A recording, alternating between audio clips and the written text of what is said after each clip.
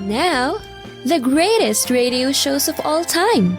Suspense. The Shadow Node. Washington calling David Harding, Counter Spy. Classic radio theater. The Great Gildersleeve. Fibber McGee and Molly. Dragnet. Gunsmoke. The Lone Ranger. Now, step back into a time machine with your host, Wyatt Cox. Good evening, friends of the Inner Sanctum. Crime on this Thursday with the Adventures of Philip Marlowe, Boston Blackie, Casey crime photographer. Also coming up, we'll have the Inner Sanctum Mysteries and The Man Who Couldn't Die. And we'll wrap it all up with an episode of Claudia. That's what's happening on this Thursday. This is the 12th day of February, 43rd day of the year, 322 days remaining in 2026. Women gained the right to vote in Utah Territory on this date in 1870. At New York City's Madison Square Garden on this date in 1879, the first artificial ice rink in North America opened. Former President Abraham Lincoln's birthday declared a national holiday in the U.S. on this date in 1892.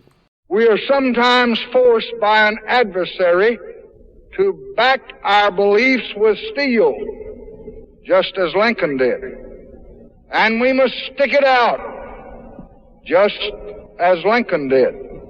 For we live in a time that Lincoln would have well understood. He heard the charges that the war was long and wrong. He saw Americans die, 600,000 of them, and he brooded. He saw dissent and riot and rebellion. He saw heavy taxes and inflation. He saw hunger and poverty, sad but steady. Always convinced of his cause, Lincoln stuck it out. Sad but steady, so will we. President Johnson at a ceremony in 1968 celebrating Lincoln's 159th birthday. Legislation brought the national observance of the holiday to an end in 1971. As for federal purposes, it was combined with Washington's birthday. You hear it referred to these days as President's Day. National Association for the Advancement of Colored People, founded on this date in 1909. In Washington on this date in 1914, the first stone of the Lincoln Memorial put into place. In 1924, the premiere of George Gershwin's Rhapsody in Blue with Paul Whiteman's orchestra in New York City. Also on this date in 1924, Calvin Coolidge became the first president to deliver a political speech on radio. In 1962, Francis Gary Powers returned to the U.S. in exchange for Soviet spy Colonel Rudolph Abel, following his from Powers trial in Moscow when he was questioned about being shot down over the Soviet Union. It was at that altitude, was it not, 68,000 feet, that you were struck down by a Soviet rocket? It was at that altitude I was struck down by something. You said you were struck down by something? Yes, I have no idea what it was. I didn't see it. Very plain. Francis Gary Powers on this date, around back in history. In 1973, the first prisoners of war released by the Viet Cong. And in 1993, Groundhog Day released in theaters, the film following a weatherman played by Bill Murray, who kept reliving the same day over and over again. Well, what if there is no tomorrow? There wasn't one today. Well, he's not wrong. 1998, the presidential line item veto declared unconstitutional by a federal judge. President Clinton acquitted on this date in 1999 by the Senate through in his impeachment trial. He said he regretted putting the nation through the ordeal. I want to say again to the American people how profoundly sorry I am. And again, a reminder that Bill Clinton, it's always said by a number of people on the left, that he was indicted over sex. He was not. He was indicted for lying under oath, which is a crime, which is a high crime and a misdemeanor. But the Senate forgave him, and we went on. Okay, in 2002, the trial of former president of the Federal Republic of Yugoslavia, Slobodan Milosevic, began at the United Nations War Crimes Tribunal in The Hague. Jim Landale, a spokesman for the court. They will have to prove beyond a reasonable doubt that Mr. Milosevic is responsible for the crimes with which he has been charged. Mr. Milosevic doesn't have to prove his innocence. It's also worth stressing, I think, that Mr. Milosevic as an individual is on trial here, not the Serbian people, not the Serbian nation. Milosevic eventually died before the conclusion of the trial. Secretary of the Energy made the decision on this date in 2002 that Yucca Mountain was suitable to be the U.S. nuclear repository. And one of the problems with Yucca Mountain, Nevada being this nuclear repository is not perhaps that the suitability of the site. It was the fact that you had to get the nuclear material there. And you'd have to go through Las Vegas, and you'd have to transport it through a number of other facilities. It wasn't the suitability, it was a matter of getting it there. And still, having it not that far from Las Vegas, somebody took over Yucca Mountain, boy, we'd be in a world of hurt. Now, it was on this date in 2004, Mattel announced the split of Barbie and Ken. This is Russell Aarons, Mattel's vice president of Barbie marketing, saying they would still be available separately, but will no longer be marketed as a couple. Ken and Barbie have been together 43 years. And unfortunately, the time has come, the flame has burned out in their romance, and they're going to spend some time apart. Which is so much meadow muffins, but you know. A powerful northeastern winter storm blanketed the northeastern U.S. on this date in 2006, dumping 1 to 2 feet of snow from Washington up to Boston. The storm dumped a record 26.9 inches of snow in New York City. And it was on this date in 2007, a gunman opened fire in a mall in Salt Lake City, killing 5 people in the Trolley Square shooting. This man survived. It was a shotgun, and he reloaded a number of times. I didn't count the shots, but it was at least 20. Among those passing away on this date in history, apart from the people in that shooting, actor Sal Mineo. Jim, it's me. They're looking for you. Everybody, Crunch and Goon and everybody. We know. They think you told the police on them. They're gonna...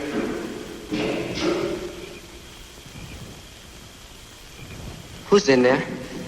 Nobody. Just us chickens. Who's in there?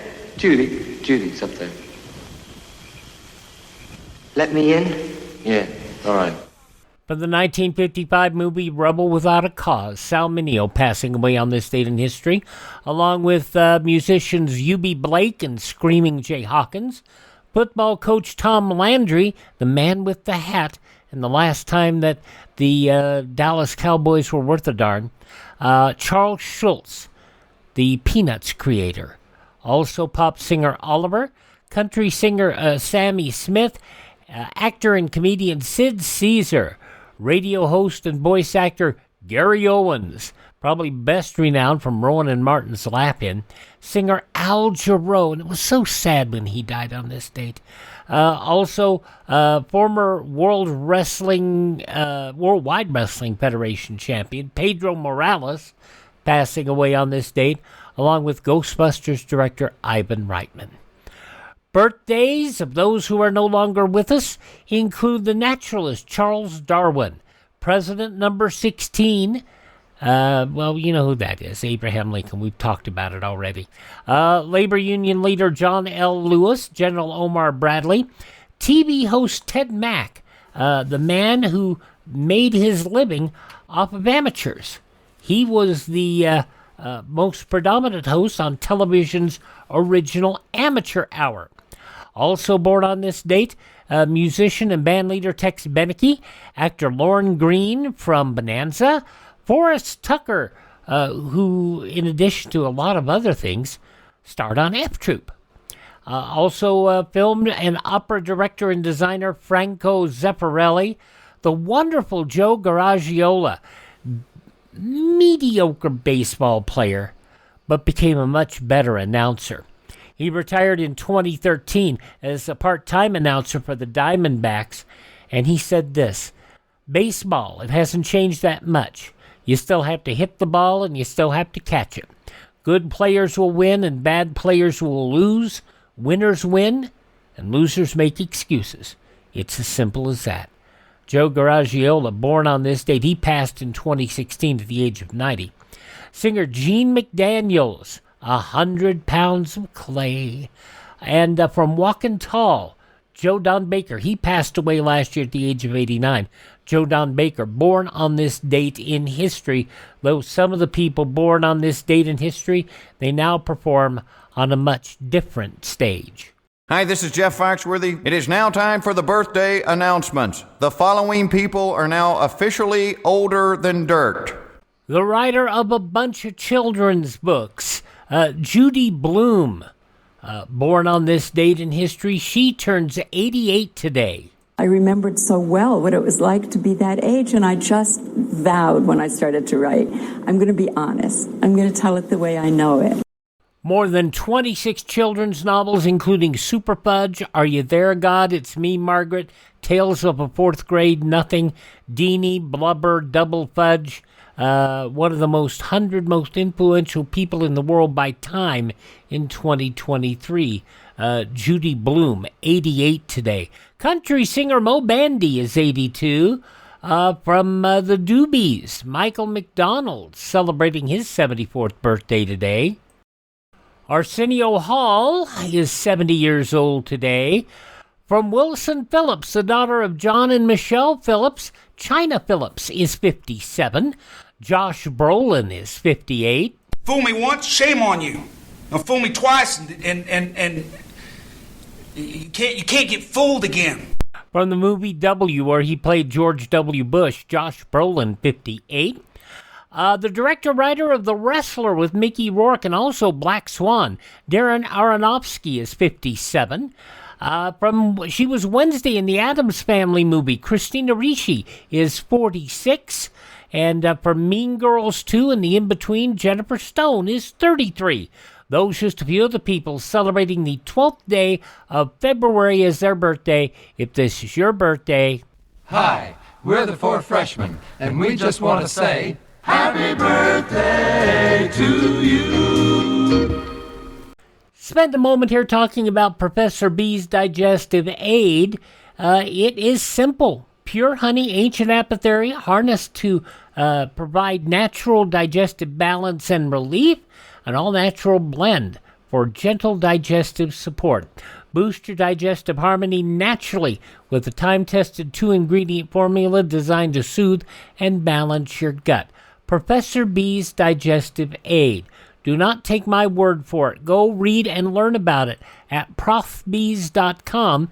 That is profbees.com. You get the link in the show notes. Get it also over at classicradio.stream. There is a guarantee. But if you purchase, you will save 10% by using my promo code Wyatt. That's WYATT. You get that 10% discount, and you also support the podcast. Professor B's Digestive Aid, profbees.com. Promo code Wyatt. Your gut deserves everything you can do for it. Gerald Mohr is up next as Philip Marlowe.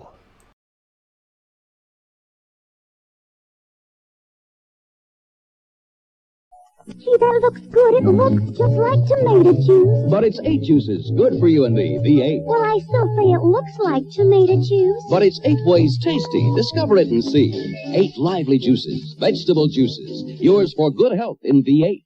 But I still say it looks like tomato juice. Well, just take one taste of V8. Wow, it sure doesn't taste like tomato juice. Of course not. It tastes like V8. Great. V8 cocktail vegetable juice from Campbell's.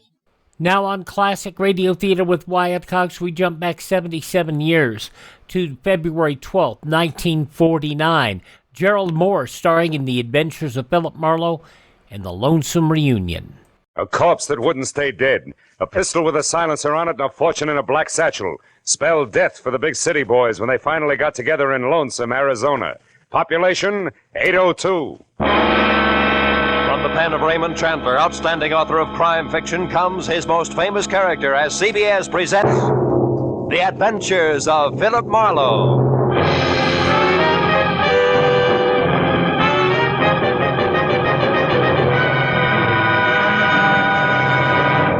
And now, with Gerald Mohr, starred as Philip Marlowe, we bring you tonight's exciting story, The Lonesome Reunion.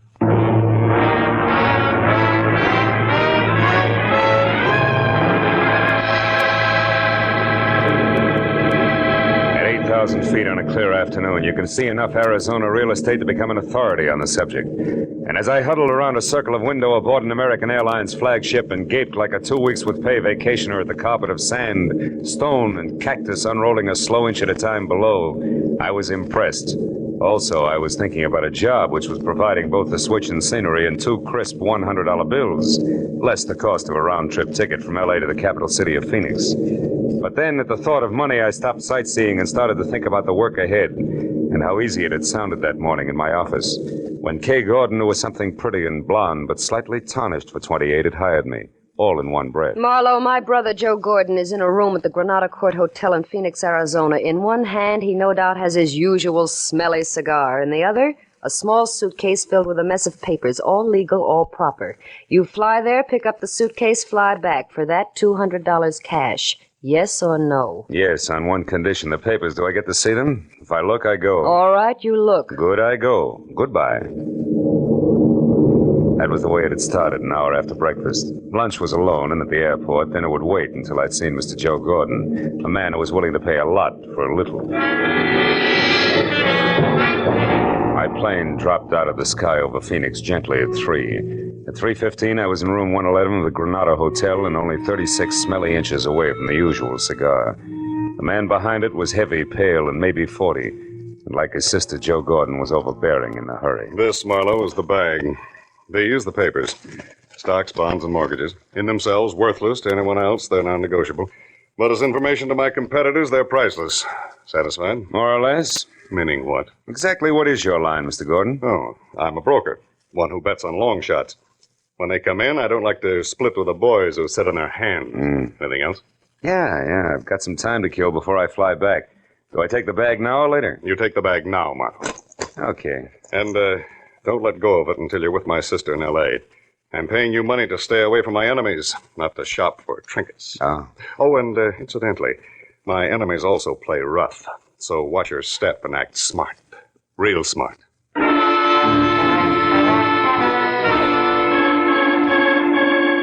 I still had 2 hours to kill when Gordon locked the bag and handed it to me after dropping the key in his pocket. So I decided to take a room there at the Granada Hotel, shave, shower, and stretch. The sleepy clerk in the lobby was not in a hurry, nor did he hear anything I said the first time. So when I finally got to my suite on the second floor, which had as much elbow room as the inside of a lifesaver, 30 of the idle minutes were already gone. I locked and bolted the door, checked all the windows carefully, and then peeled off my shirt, broke out my shave master, and reached for the knob on the bathroom door. But I never made it. Because as the door swung open, I caught a glimpse of a fist the size of a cantaloupe starting from my jaw. Oh! Now stay right there, Buster. The first time I swing, the second time I shoot, and I do both good. Equal nice, huh? Everything all figured out ahead of time. Yeah, but it ain't very hard, Marlowe. Especially when the guy you're after shouts it onto a desk clerk. My era. Yeah, which leaves just the 3 of us. Real cozy like. 3? You, me, and 120 grand here in this bag. You're way off base, brother. This bag's got papers in it, nothing more. They belong to a businessman. I said something? Yeah, sure. Very funny. Look, Buster, Joe Gordon's no more a businessman, and his real name is Joe Gordon. So after I leave, you go back to Sam Dietrich in room 111 and tell him that Marty Stopka says thanks. For what? For the $120,000 I've been waiting 2 long years for. And also tell him and Gigi Ganther, who might still be around, that Stopka had it all figured. Like you say, Marlowe, ahead of time. I don't follow you, bud. You're not supposed to. Just turn around, face the wall, and listen carefully. You tell Sam Dietrich that I knew he'd pull something like this just as soon as he got back into circulation. You got that? Yeah. Word for word, Stopka. Good. Now all you have to do is remember. Marty Stopka said remembered. He put that cantaloupe with fingers in the small of my back and shoved hard. By the time I got to my feet again, both he and the black bag were gone. That made Joe Gordon or Sam Dietrich my best bet. So I took the stairs to the ground floor fast and raced for the end of the corridor in room 111. But when I threw the unlocked door open, I found something I hadn't counted on. A curtain flapping in the breeze of an open window and nothing more. The desk drawers, the closet, the bureau empty. And on an end table next to the telephone, a bus schedule unmarked. At that, I was beginning to get very mad at a private detective but public patsy named Philip Marlowe. Then the telephone rang, and when I answered it, the operator said that she had a long-distance call for Joe Gordon. I said thanks, I'd take it. Hello? Sam, this is Kay. Marlowe? Yeah, honey, Joe Marlowe is in Brother Gordon, remember? Oh, I can explain all that, Marlowe. Oh, sure, baby, but not now, later. Later, after you've had a chance to think up a few more lies. All right. So I didn't tell you the whole story. What's the difference? Did you get the bag? I did, but I didn't get to keep it very long. Something ugly named Stopka wanted either it or my life, so I made a quick decision. Stopka has the bag. Oh, that's great. Yeah, isn't it, though? What? One thing, baby. I'm the decoy with suitcase for some kind of shenanigan that's wrapped around 120 grand, which you and Sam Dietrich have. And there's a trio in the act. Namely, Sam Dietrich, Marty Stopka, and one Gigi Ganther. Gigi? Marlowe, have you seen Gigi? Have you, Marlowe? Maybe yes, maybe no. Now, why don't you come clean? Admit you're happy that Stopka got the suitcase from me while Sam beat it out of an open window. That my part of the job is over with. Come on, baby, talk. All right. I'll make it short and to the point. You got $200 for doing nothing. Out of that, 60-odd went for an airplane ticket. The rest is yours, right? Go on. There's no need to, Marlowe. I'm finished, and so are you. So why don't you just be a good fella and keep the change? So long, sucker. When Kay Gordon hung up, I slammed the phone down, counted 10 twice, and went back to the unhappy business of getting mad at Marlowe. But again, I was interrupted. This time, it was a newspaper, the Phoenix Herald, sticking far enough out of the wastebasket under the telephone to expose the dateline, which made it exactly a week old. I picked it up and saw the 2 inches of story circled in pencil and slugged. 5 released from state penitentiary. Sam Dietrich, 41 of Los Angeles, who was arrested in Lonesome, Arizona for the armed robbery of a general store in February 1947, also was released today. Now everything was beginning to add, with one high-priced exception. Very few general stores in towns called Lonesome keep $120,000 in the till, even on a busy day. So I headed for the office of the Phoenix Herald in the chance that I could learn something about the cash involved from newspapers that were 2 years better than 1 week old.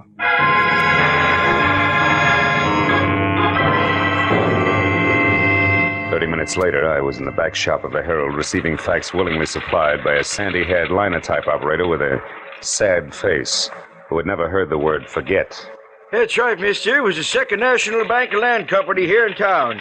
Held up at 1:10 p.m., February 7, 1947, by 3 men who took $120,000 in unmarked 10s, 20s, and 50s. One was badly wounded in running gunfight, but they all got away clean. No arrests, no suspects? Other than the usual rigmarole of trying to pin the job on every 2-bit stick-up man hauled in the next 6 months, no. Anything else? No, thanks. I don't think...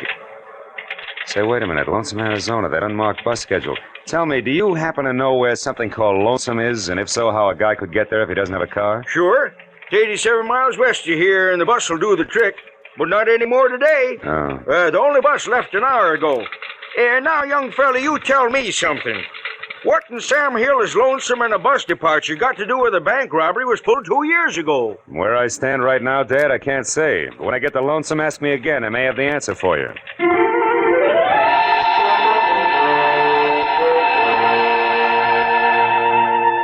I was 30 minutes renting a car and an hour and 30 minutes getting to Lonesome. Population 802. I drove without seeing anything that could possibly be mistaken for Sam Dietrich. And I was about to turn back when I saw something that brought my right foot down hard on the brake. It was a brand new green Nash standing outside a motel.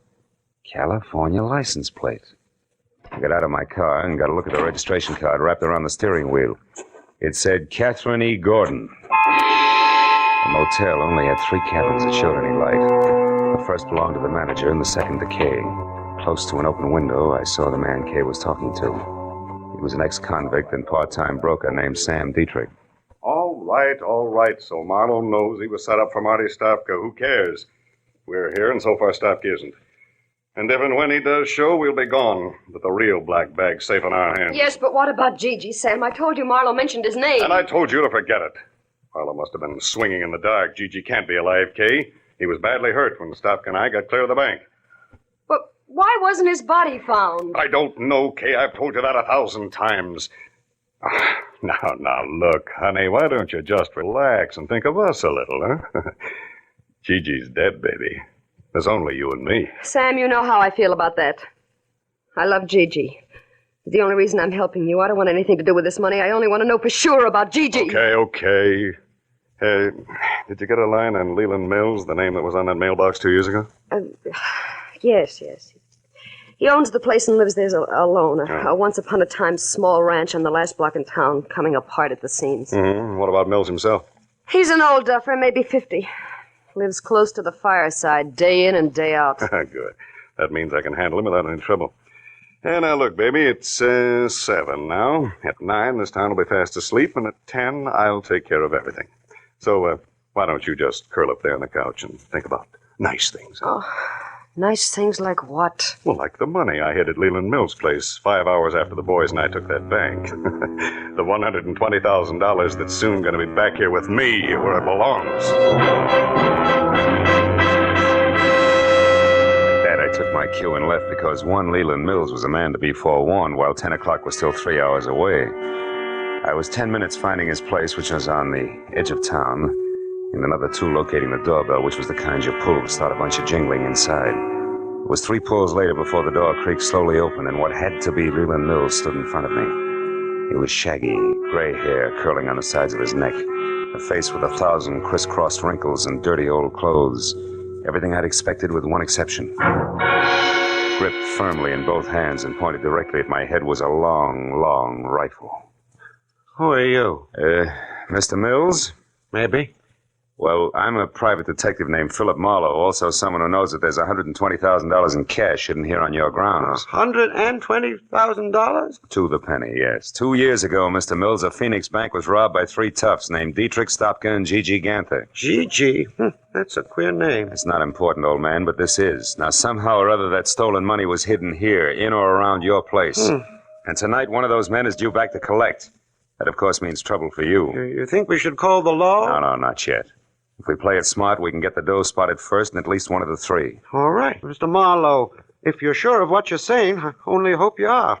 Oh, I'm sorry about this gun here. I don't like poachers on my land. Yeah, we all have our pet peeves. Now, Mr. Mills, I want you to sit tight till I get back, and no matter what happens, don't open that door for anyone. Have you got that? Mm-hmm. Yep. Where are you going? To town. To check on the only 2 things that can possibly give us any unexpected trouble. One a nasty man named Marty Stopka, and the other a guy I've never even seen. The elusive Mr. Gigi Ganther.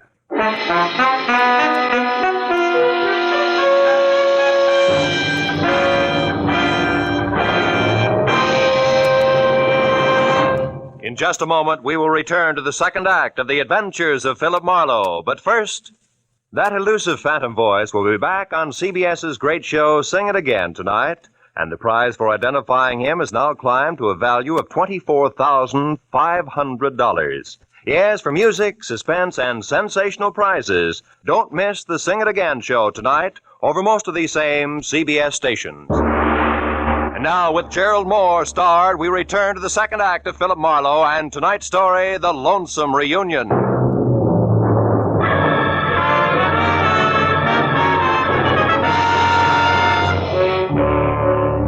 I left Leland Mills standing in the doorway and worried my way back to town.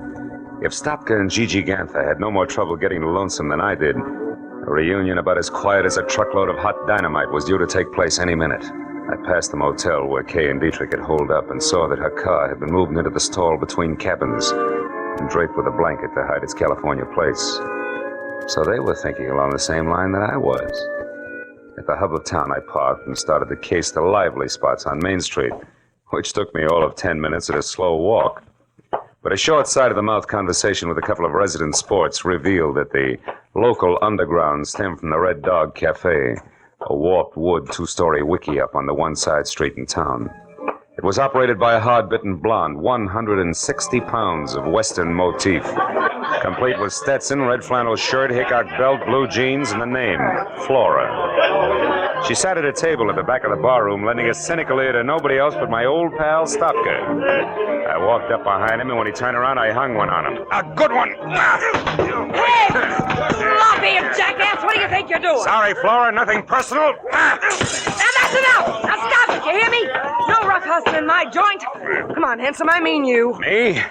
Why, Flora, how can you say that? I just came in to ask my old pal here some questions, that's all. Here we go, pal. Come on, sit up in that chair. Okay, leave me alone. See, Flora? It's the only way Stopka here knows how to start a conversation. Bring him another beer, will you? His old one got spilled. Sure, bright boy. When you see the you dude tourist, leave your beefs outside next time. Now, look, Stopka. I want to know what happened 2 years ago on that highway out here. You guys split up, didn't you? You better talk, Stopka. All right, we split up. The heat was on bad, and Gigi was half dead already from a cop slug in his back. Dietrich had all the dough, right? What do you think? I left him and Gigi off outside of town. I took the car to try to suck the cops away from him. We were supposed to meet later. But you kept going to save your own hide, didn't you? Certainly. It's going to pay off, sucker. You'll see. Uh-huh. Since the money was never found, you figured Dietrich hid it around here, and he's coming back to dig it up. Is that it? Keep guessing, Chalmers. Maybe we ought to loosen your jaw again, Stopka. That's all, you two! Now turn loose of him, handsome, and by Sadie, I'll plug you. Well, a real genuine 44. What museum just swiped that from, Flora? Never mind. Got a legal right to defend the peace and quiet of my joint, and after 22 years in this dodge, I know how to do it. Now, I asked you nice once, now I'm telling you. You, get out. That back door there. Yeah, sure, I'll go, sister. Thanks for nothing. Hey, wait a minute, Flora. Don't let that lug get away. Shut up! Now, you sit down right there and count up to 50. Then you leave by the front, quietly. Okay, you win. 1, 2, 3... Flora, look out, he's back. What? Sorry, Eddie. You buzzard bait! I'll leave this cannon on the back steps. So long, Flora. I beat it out the back door and into an alleyway between the shacks. Stopka was still in sight, but walking fast, and when I took after him, he saw me and started to run. There was a hard, flat sound, like someone striking wet sand with a hammer. Stopka faltered and lurched up on his toes as if he'd suddenly changed his mind about running. At the same instant, on a wall, even with him, I saw the shadow of a man, holding a pistol with a long, awkward barrel. The hard, flat sound came again. Stopka curled up on himself and fell. And the shadow slid off the wall and disappeared. I ran for the wounded man, but by the time I got to him, there was no trace of the gunman. I rolled Stopka over. He was hit hard, slipping away fast. Silencer. Gigi always used a silencer. That punk Gigi. You're dead, huh? You wise guys never know when to quit, do you? You're in real trouble now, handsome. Hey, wait a minute. I didn't do this. How come I couldn't hear the shots, a silencer? Yeah, that's right. Trademark of a guy named Gigi Ganther. All I saw of him was his shadow on that wall there. Say, what kind of law have you got in this town, Flora? None. Except the highway patrol, they stop in every night. Okay, call him. Get him over here. This guy's Marty Stopka, wanted for a bank job, nearly 2 years old. No kidding. Who are you, his trainer? I'm a private detective who's got no business here, except I don't like to be pushed around. Now listen, do you know Leland Mill's place at the edge of town? Sure. Well, you get the cops out to Mill's place by 10:30, do you understand? That's where the big attraction's going to be, if I can keep Gigi and his silencer from interfering again. Now let me down, beautiful. I won't let you down, handsome. For a city boy, you're all right.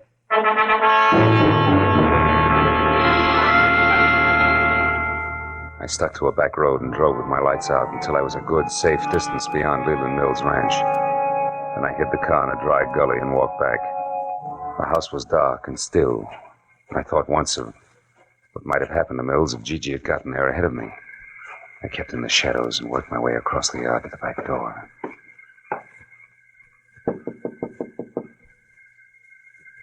Who's there? Marlowe, open up. I was beginning to worry. It's pretty near 10 o'clock. Yeah, I know. Seen anybody so far? No. Nope, not a soul. Been watching close, too. Did you find them men, that G, that Stopka? Yeah. Stopka's dead and his killer's due to show up here any time now. Oh. We're going to have our hands full. Wait a minute, is that a car? Sure sounds like one. Yep. There, you can just make it out. Turned in down by the culvert and stopped. Yeah. I think a man got out. Yeah, there he goes, across the field there behind your shed. It's Dietrich. I'm going out now, Mills. You stay here. No, I'm going too. That fellow's heading right for my water tank. All right, he's heading for your water tank. Don't get excited. You'll tip our mitt. Now get this, Mills. You've got to stay here and watch for Gigi. He's bound to show up, and when he does, you better have that rifle of yours handy because he's a killer. You understand? Yep. Sure, I understand. Don't worry, Marlowe. I'll keep my eyes open. Don't you worry about a thing.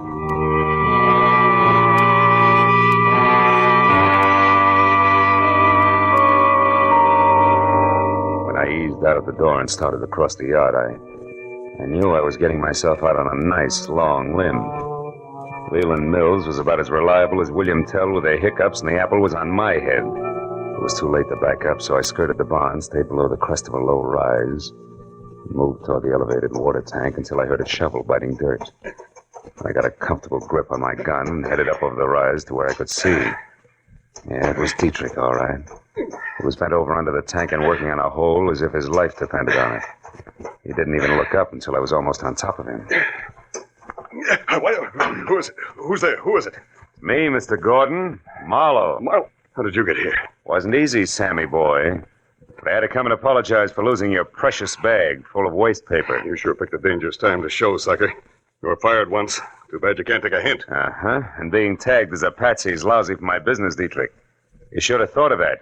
So just leave your hands on that shovel handle, Sam, and keep on digging. Maybe I'll let you take a peek at that $120,000 before I turn you both over to the police. Go on, dig. No. Not so fast, Marlowe. Mills, I told you to stay in the... Hey, that's quite a pistol. Don't move. Neither one of you. I'll kill you if you move. You, Marlowe, drop your gun. Drop it. So this is where it's been all the time.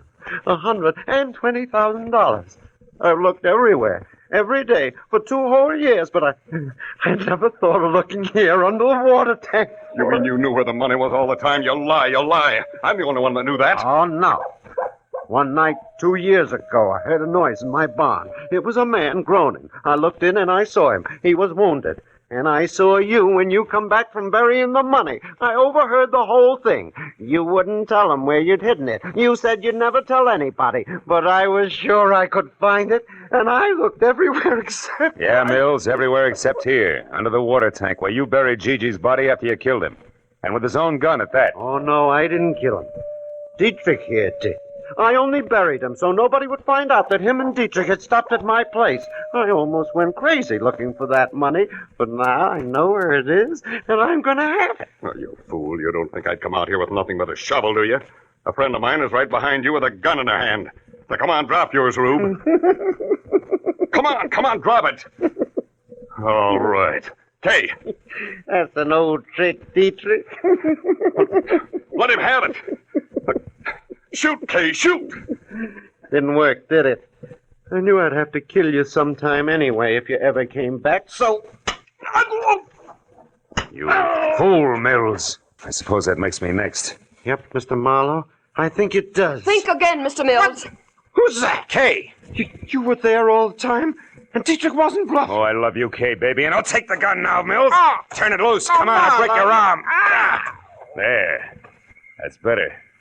I'll look after this gun until the police get here. And look after this one, too, Marlowe. I haven't got the courage to use it anyway.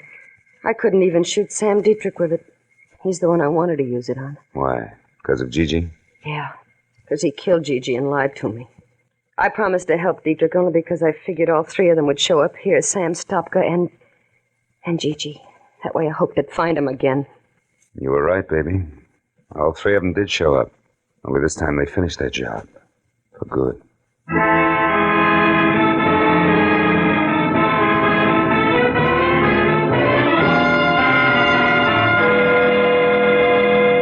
was 10:30 on the nose when we got back to the house. And the highway patrol had just pulled up. So the question and answer period started, and by the time it was over, all the field work finished up. 4 hours plus had gone by. It took some fast conversation and a lot of promises to stay handy, but finally, Kay was left with me. After all, her only real mistake had been falling in love with the wrong kind of a guy. When the last patrol car drove away, the desert was suddenly very still. The stars were small and sharp in the clear sky. The air was cold. Maybe that was why Kay Gordon trembled. Marlowe, I'm sorry about all this. I got you into it, remember? Mm-hmm. You also got me out of it, Kay. Well, I can forget about Gigi, now that I know for sure what happened. And all because of a jerk named Leland Mills. No, Mills was a desperate guy, Kay. After he buried Gigi, he just about went nuts trying to find the money. When he finally realized Dietrich was the only one who could lead him to it, he shot Stopka and would have killed anybody else. Keep him from interfering with Dietrich until he uncovered the hiding place. You know, in a way, Marlowe, it was a horrible trick of fate. They both picked the same place to bury things. Not really. Mills and Dietrich had the same jobs to do, under the same conditions. They each had to bury something in a hurry and in the dark. So both of them picked a spot where the ground was soft and one that was clearly marked at the same time, under the water tank. Yeah, and it... Marlowe, I'm kind of scared. I don't like this place. This spooky little town. It's the end of nowhere. Yeah. I wouldn't be caught dead here myself. Let's go, baby. I walked Kay to her car, started her safely on her way. So long, sucker. She waved once, then drove down the road and out of sight without looking back. Soon even the sound of the motor was gone. A long night, and a strange reunion. And now 2 lonely lights were the only sign of life in Lonesome, Arizona. I stood on the empty highway for a few minutes and listened to the immense quiet of the desert. Then I went back to my rented car and headed for Phoenix and a plane for home.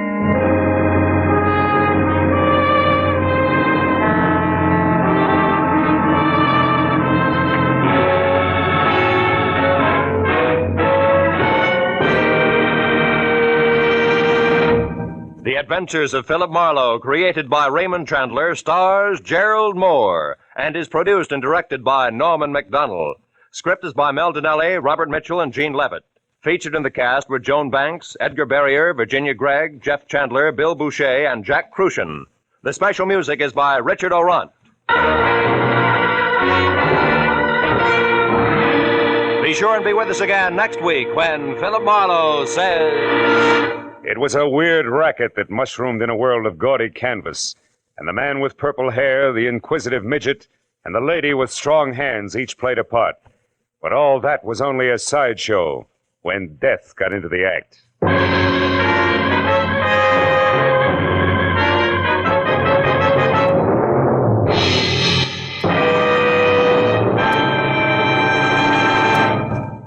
Across the nation, communities and the parents of Boy Scouts are observing Boy Scout Week, agreeing with the boys themselves that adventure, that's scouting.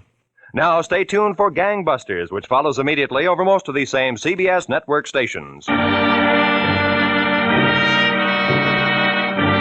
This is Roy Rowan speaking for CBS, the Columbia Broadcasting System.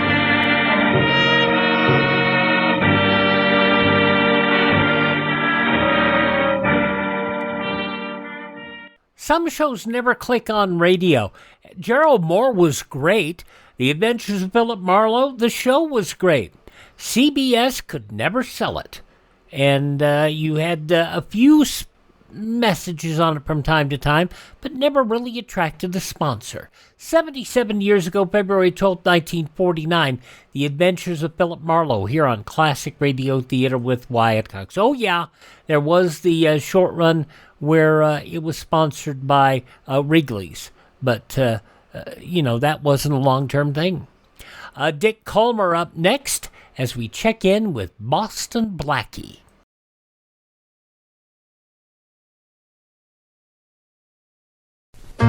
Beacons brings the moving prices down. Beacons has the lowest cost in town. We cost you less cause we move you faster.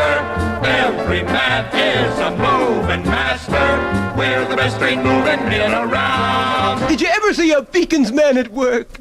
That's poetry in moving. Beacons brings the moving prices down. Yeah, yeah, yeah. Beacons. Now there are no local moving rates lower than Beacons. We seldom hear commercials in the Boston Blackie program. That's primarily because we're getting the recordings from Ziff, the syndicator, not from the Mutual broadcasting system, which aired the show. So what you're hearing here has had all the commercials removed. Dick Kollmar, Boston Blackie, that's coming up next from 80 years ago, February 12th, 1946, and the Condon Ransom. Dad? Dad, where are you? In here, Marjorie, in the library. Oh, Dad, I'm going out for a little while. At this time of night, Marjorie? I don't think you should. I'm a big girl now, Father. I won't be long. All right. But you go to bed. You're not as young as you used to be. No, I'll wait up for you. All right, if it'll make you any happier. And don't be too late, dear, please. No, I'm just going down to the village center. Well, don't have too many ice cream sodas. I promise. Okay, lady, just stand still. Keep your yap shut, lady. This gun in my hand will go off. Oh, what do you want? You, lady, to take a little trip with us. A nice short trip, or maybe a nice long stay. I'll handle this, Jack. I'll handle it fast. The lady looks nervous. Look, if it's my money or jewelry you want, you can have them. We don't want jewels, lady. We want $50,000 in exchange for you.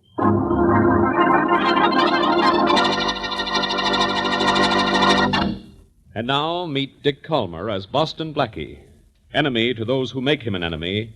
Friend to those who have no friend.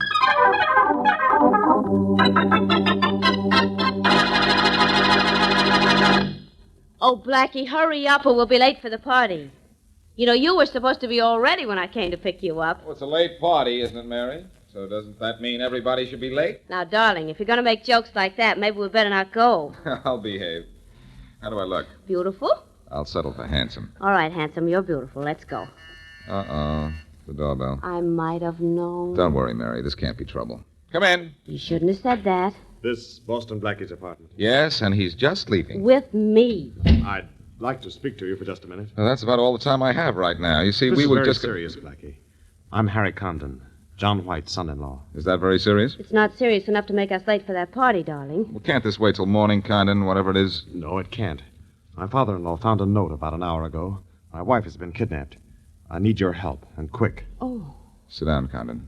Oh, that's awful. Mary, you'd better call your friends and tell them their party will have to do without us tonight. Yes, it certainly will. I'll call them right away. All right, Condon. Let's have the facts. Well, I certainly didn't expect to get your help this quickly. I don't usually offer to help this quickly.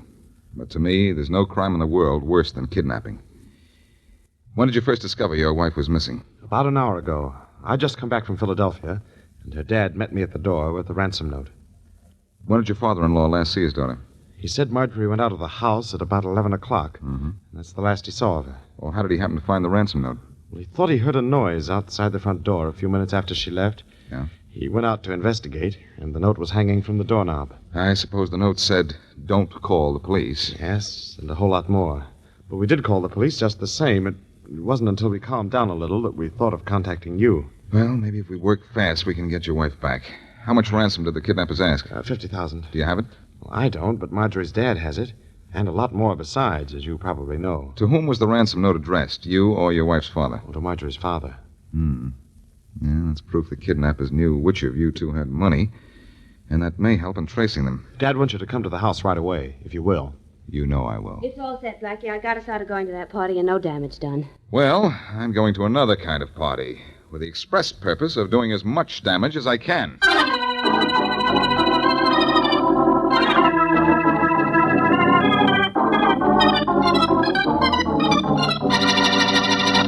Can't let you go through with your plans, Inspector Faraday. This ransom note says specifically not to notify the police. Well, you did the right thing in calling us in, Mr. White. We know how to work in cases like this. Do you, Faraday? I doubt it. Blackie, what are you doing here? Annoying you, as usual. He's here on my invitation, Inspector Faraday. Dad, this is Boston Blackie. How do you do? How do you do, sir? Blackie, this is a serious thing. A girl's life is in danger, and I don't want you or any of your ideas around me. Mr. White, I can't do a good job of finding your daughter if I have to keep one eye and half the police force on Blackie. But you can work together on this, I'm sure. I told my son-in-law to ask for Blackie's help because I know how successfully he's aided your police before. Hear that, Faraday? I heard that, but I don't want to hear anything from you. All right, Mr. White. We'll work this thing any way you like. Thank you, Inspector. Now, first, I think we'd better familiarize Blackie with the conditions of the kidnapping and the contents of the ransom note. I know under what conditions she was kidnapped, Mr. White. Now, look, where was your son-in-law during this kidnapping? You've been gone all day, haven't you, Harry? Yes, I was in Philadelphia on business. I didn't get home until about 2 hours after Dad discovered Marjorie was gone. You went to Philadelphia again today? But Yes. I sent you down there yesterday. Well, I went yesterday and today. When I got to the office this morning, there was a letter from a firm down there saying they wanted to see me right away. Well, let's skip that for now. May I see the ransom note, Mr. White? Of course, Blackie. Here, it's rather long. Yes, long and clever, too. The words were cut out of Good News magazine and pasted down to make sentences. Took a long time, too. This thing was well planned. How do you know those words were cut out of the Good News magazine? I recognize the type and the quality of the paper, Faraday. Say, I'm opening a detective school next week. Why don't you enroll? Let me have that note. I'll read it. Never mind showing off, Faraday. I'd better read it. There'll be less stumbling over the big words. Mr. White, do you see now I don't want this guy around? Really, Inspector? It's all right, Mr. White. We'll get down to business right now. Yeah, let's see what's in this ransom note. The instructions for delivering the ransom money are certainly given in great detail. I'm glad they are. I want to give them the money in exactly the way they ask for it. How soon can you have it? Tomorrow morning. That's when they want it. Mm-hmm. Well, let's see. It says here, put $50,000 in denominations of $5 and $10 bills in a tin box. Get an airplane and fly due north from this city Wednesday morning until you are over the Wasika Mountains. Well, the Wasika Mountains cover an area of hundreds of miles. How are we going to know where to drop the money? Here's where they answer that question, Faraday. You will fly over the designated area with your radio set at 1780 kilocycles. We will contact you by walkie-talkie and give you instructions as to the exact spot the money is to be dropped. I can charter a plane first thing in the morning. Do that. These kidnappers are clever. The Wasika Mountains cover a large territory. There are plenty of roads through them, but no towns. Look, the nearest town of any size at all is a good 50 miles from the edge of the mountains. The kidnappers will never come near a town or a village after they've received the money. I'll say they won't. We can usually catch kidnappers when we deliver the ransom money. But this time we can't. Yeah, they're plenty clever. I understand that, Inspector, but I want that money delivered. All right. I'll deliver it. No. I won't let you. You're a policeman, and I promise not to call the police. Blackie, would you deliver the ransom money? Would I? Why, yes, I would and I will, but under one condition. You can have any condition you like. Well, what I'd like is to be allowed to handle this all by myself. Now, wait a minute, Blackie. Sorry, Faraday, sorry, but if I do this, I do it my way, without any interference from the police. I'm quite agreed. How about you, son? I think Blackie should be the one to do it. And so do I. You have to see it our way, Inspector. Well, I guess I do with that. All right, Blackie, it's all yours. But I'm going to put you under a time limit. That's all right with me, Faraday. You're under one yourself. If you don't have the girl back in 2 days, or rather 2 weeks, the FBI takes over from you. I suppose you'll find a girl in 2 days. 2 days, Faraday? Oh, I don't know. This is something I've always wanted to do, work on a case without having you to worry about. There's no telling how fast I'll work. We have to work fast. What time do you want the money? Get the money, charter a plane for me, and I'll leave the airport at 9:30 tomorrow morning.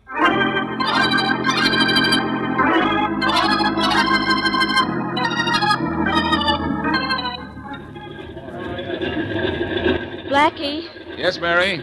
I don't like the sound of that plane warming up. Be careful, will you, darling? Worried? You know I am. Please be careful. Better tell that to the pilot over there. He's in charge of the plane. I'm only his passenger. Now, that's what worries me. Have you got a parachute? A parachute? What for? In case something happens over the mountains and you have to come down. I think I'd rather come down in a plane than in a parachute, Mary. Hey, here comes Mr. White and his son-in-law with the money. Oh, darling, the thought of you flying over those mountains in that plane scares me to death. What do you want me to do, Mary? Fly over those mountains without it? Hello, Blackie. I'm sorry we're a little late, but there was a little difficulty getting the money. And then we were caught in the downtown traffic. Gentlemen, this is Mary Wesley. How do you do, Miss Wesley? Well, I don't think the kidnappers will mind waiting a few minutes for their money. You have it? Yes, here it is. It's a heavy steel box, just as they instructed. Only I marked each bill as Inspector Faraday requested. A tiny X in the corner. Here, you take the box. Okay, Mr. White. Blackie, bring my wife back, please. I'll do what I can, Condon. Blackie, I'm still worried. Won't you please change your mind? Sorry, Mary, too late. The only thing I want to change now is the steel box for Marjorie Condon.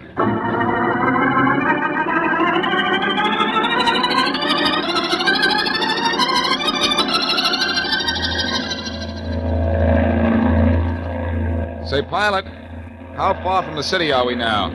About 100 miles, Blackie. Those are the Wasika Mountains down below us now, aren't they? Mostly the foothills. Foothills, huh? Oh, yeah, I see the higher mountains up ahead. Sure a slick place to wait for ransom money. I'd have taken an army of police to block off all the ways out. I think the kidnappers had that in mind. Your radio tuned to the frequency they wanted? Yep. 1780 kilocycles. Good. How soon do you think we'll hear from them? Few miles, maybe. A walkie-talkie doesn't have a terrific range. Have that box of money ready? All set. I saw you looking in it. Does $50,000 look like a lot of money? In 5s and 10s, it sure does. Hello, airplane. Hello. Can you hear me? Can you hear me? Over. There's our contact, Blackie. Good. I'll take the talk back now. Sure. Here. Hello, airplane. Hello. Can you hear me? Can you hear me? Over. Yes, we can hear you. Over. We can see you. Head due north 1 mile. Due north 1 mile. Over. How are we heading, Johnny? North-northeast at the moment. I'll head due north right away. Hello. We'll head due north. Then what? Over. Straight ahead of you, there's a high peak. A high peak. Fly directly over it. In the valley, on the other side, you'll see a large white square on the ground.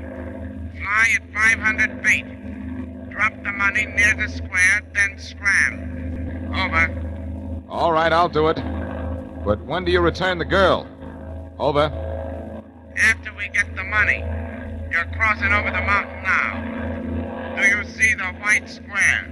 The white square. Over. I see it, Blackie. We see it. Here comes your money. Just open the window on the side of the cowling and drop it. You don't have to be too accurate. I know. But I'd like to drop it on their heads. There it goes. Nice going, buddy. The box is falling pretty close to the square. Thanks for the package. You're welcome, pal. Just let's call it a present for the present.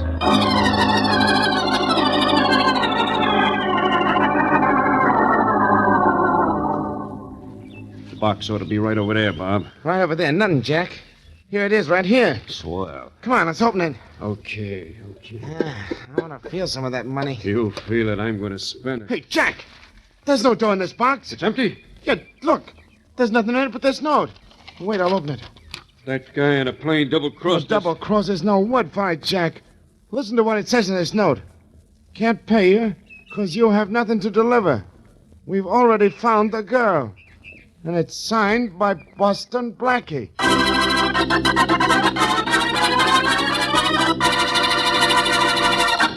And now back to Boston Blackie.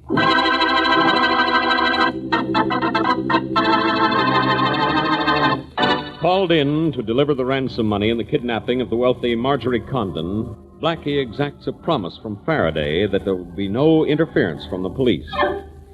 Working alone, Blackie follows the kidnapper's instructions, but instead of delivering the money to the designated mountain country, Blackie delivers only a note saying he has already found the girl. As we return to our story, the two kidnappers wait in a phone booth in a small country village for a report on a phone call they've made to the city. How did Blackie find out where we were hiding the girl? I don't think he did find it, Jack. I think he was just bluffing to keep us from getting the dough. Well, what should he care? It isn't his dough. Only old man White's. Look, we'll know in a minute. Maybe this is our call getting through, huh? I hope so. Hello? Is this the party calling City 77610? Yeah? Here's your party, sir. Go ahead. Hello? Hello, Jim? Yeah, this is Jim. Who's this? Bob. Jim, is everything okay? Sure, everything's okay. What about you? You get the dough? You still have the Condon dame? Sure, she's sitting right here. So Blackie's note was a gag, huh? Jim, lock up the joint good and tight, and don't let anybody in except us. We're coming back. Hey, what is this all about? We'll tell you when we get in. See you in a couple of hours. We've been crossed up, and I'm going to cross out a couple of people just to get even.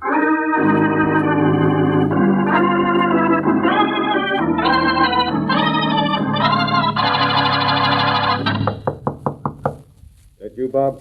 What do you think it is, Jim? Open up. Okay. Boy, you sure got here quick, Bob. You must have flew.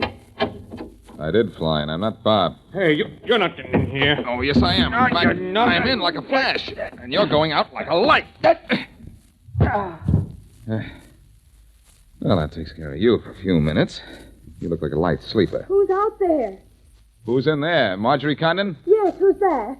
Don't be afraid to come out, Mrs. Condon. I'm on your team. I can't come out. I'm locked in. Well, I can take care of that without any trouble. Are you from the police? Far from them, Mrs. Condon. I'm Boston Blackie. How in the world did you find me? How? Well, I get this door open. I'd rather give you the details of that brilliant piece of masterminding face to face. There, the lock turned.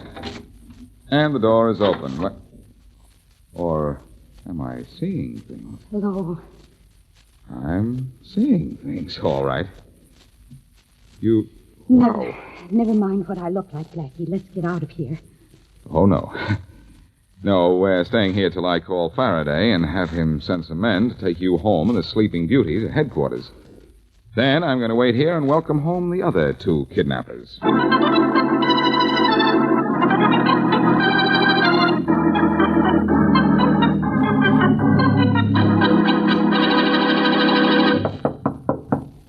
Who is it? It's us, Jim. Jack and Bob. Open up. Sure thing, Bob. Look, you don't have to hide behind the door when you open it for us. We ain't cops. What's the matter with you, Jim? You got knives? All right. Stand where you are, both of you. Hey, Bob. You ain't Jim? I got a hunch. It's Boston Blackie. You should play your hunches on the nose, Bob. You're right. Where's the girl? At home. Where's Jim? In jail, and in a few minutes, you're going to be keeping him company.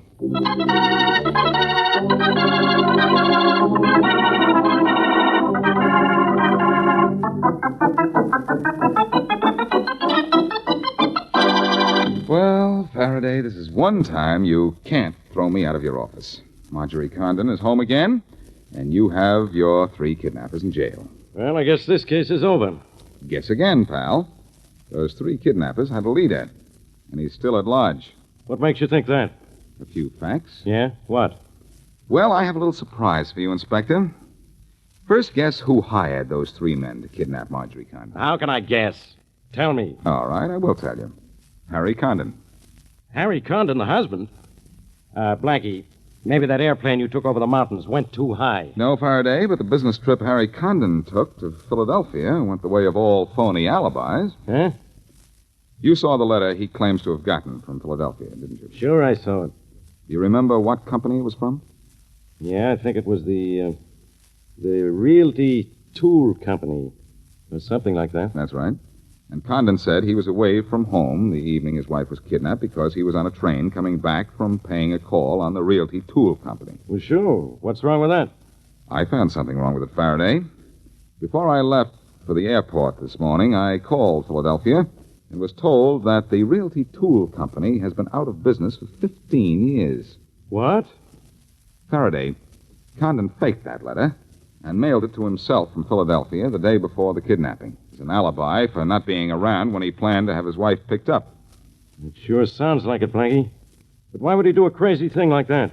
Money, Faraday. But he got money from his father-in-law. He got money from his father-in-law, all right, but not in the one lump sum he needed, and quick.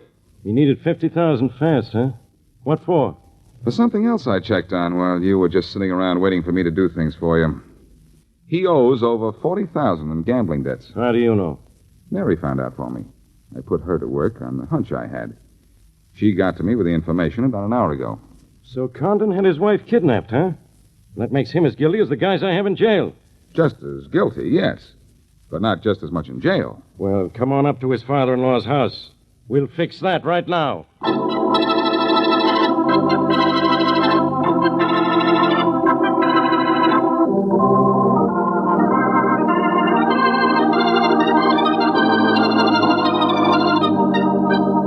Thanks, Blackie.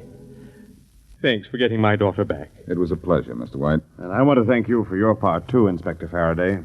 My part isn't over yet, Condon. And this is going to be a pleasure for me. Condon, you're under arrest. What do you mean? My son-in-law is under arrest, Inspector.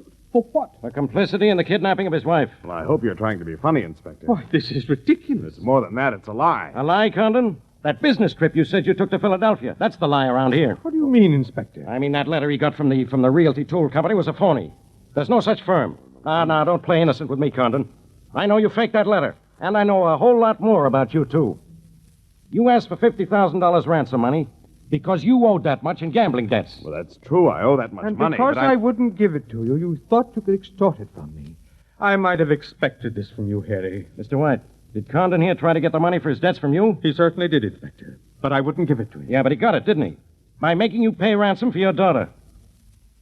Condon, you're fool enough to try to get away with a stunt like this. Maybe you're fool enough to have some of the ransom money on you. I don't have a dime of it. Then I'll make you a bet that he doesn't, Faraday. Say, whose side are you on, Blackie? Yours, Faraday, when you don't go too far. I think Condon's guilty on the evidence you already have. But I know he doesn't have the ransom money on it. You want to bet? On a sure thing? Why not? Pretty sure of yourself, aren't you, Blackie? Well, I'll show you how smart I am this time. Let me have your wallet, Condon. Well, sure. Here. Faraday, you're going to be awfully disappointed. Quiet, Blackie. Pretty thick stack of bills in here, Condon. Hey, Mr. White, how is that money marked? A small X in the right-hand corner, Inspector. A lot of money in here. Here's a 10 right here, 2 5s. Marked with a small X in the right-hand corner. No, this is a frame. Well, I'll be So this guy didn't have the ransom money on him, huh? Faraday, this is impossible. Impossible nothing. Here's some of the marked money, right here. So you were so smart, huh? Come on, Condon. You're going to jail. Just a minute, Faraday. What for?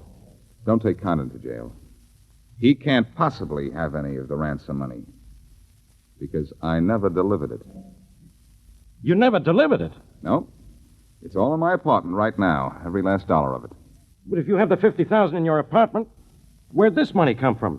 It's marked like the ransom money. I think it came from Mr. White here. What? Who marked a few extra bills in addition to the $50,000 and planted them in Condon's wallet. That's a lie. Why would I do such a thing? You didn't like your son-in-law. That's one why. Didn't like me. He hated me. He tried a dozen times to get his daughter to divorce me. Why, and she wouldn't.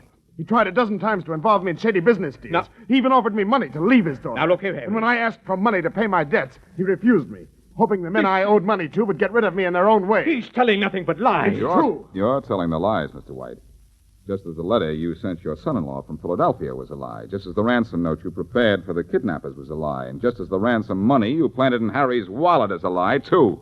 Blackie, you have that ransom money in your apartment? Yes, All of it? every cent. All right, Mr. White. You're under arrest. No. Yes, Mr. White. And too bad, too. Your trick was to convict your son with marked money, but my trick made you a marked man.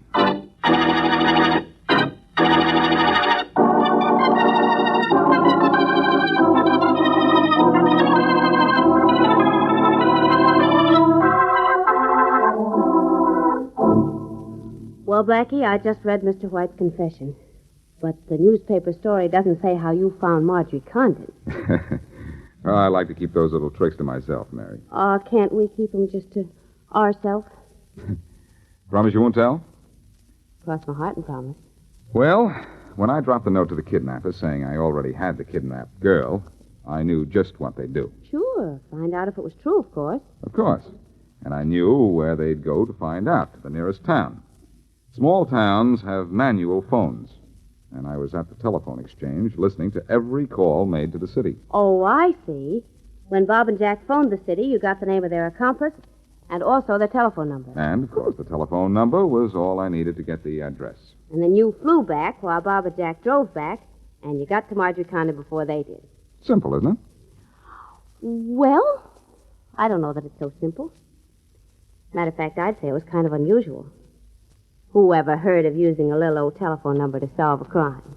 The number of that phone call, well, it gave me a lot of pleasure, but not half as much pleasure as the number this state of ours just handed to Mr. White.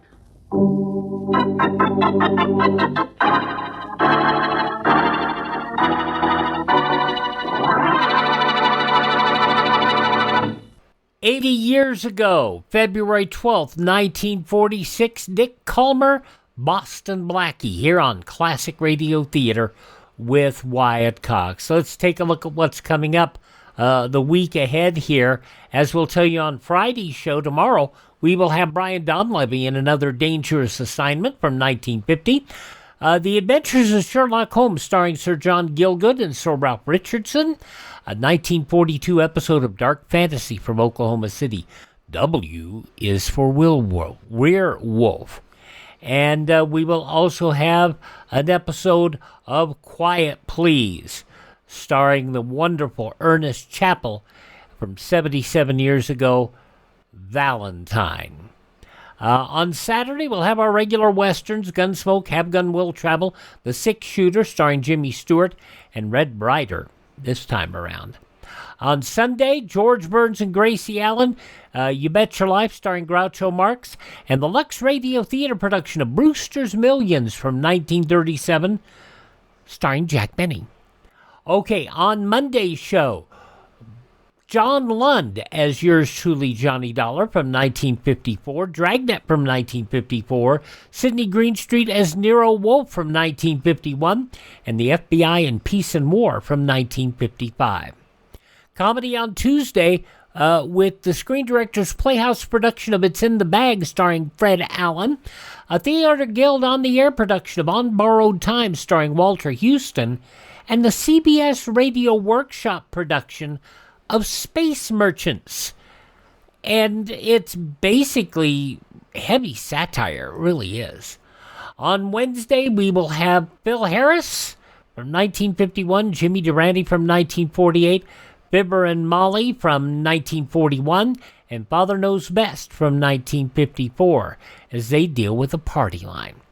A week from today, it won't be crime, but it'll be romance with George and Gracie, an episode of the program Romance from 1955, and the Lux Radio Theater production from 1940 of Made for Each Other, starring Carol Lombard and Fred McMurray.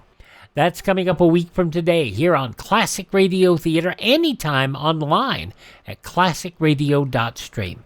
Up next, Staats Cotsworth as the man with the camera, because he's Casey, crime photographer.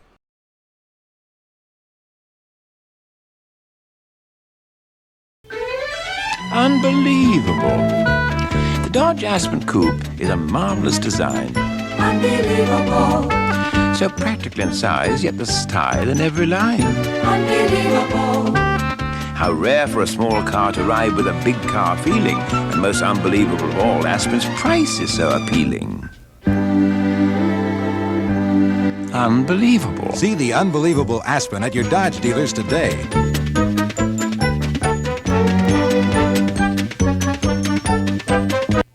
Alrighty, now on Classic Radio Theater with Wyatt Cox, we continue with an episode of Casey, Crime Photographer, starring Staats Cotsworth, 78 years ago, February 12th, 1948, where Casey is the key witness. The Anchor Hocking Glass Corporation brings you Crime Photographer.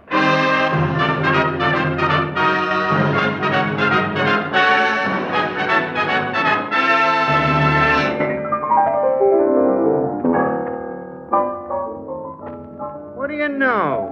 The Valentines are coming in already. And here's one addressed to man's best friend. Well, that must be for you, Ethelbert. And here's one addressed to a great snooper. And that must be for you, Casey. And here's one addressed to the most famous announcer, the man you can always count on. I wonder who that could be. I wonder. Oh, I get it. They mean you can always count on me to say, Anchor Hocking, the most famous name in glass.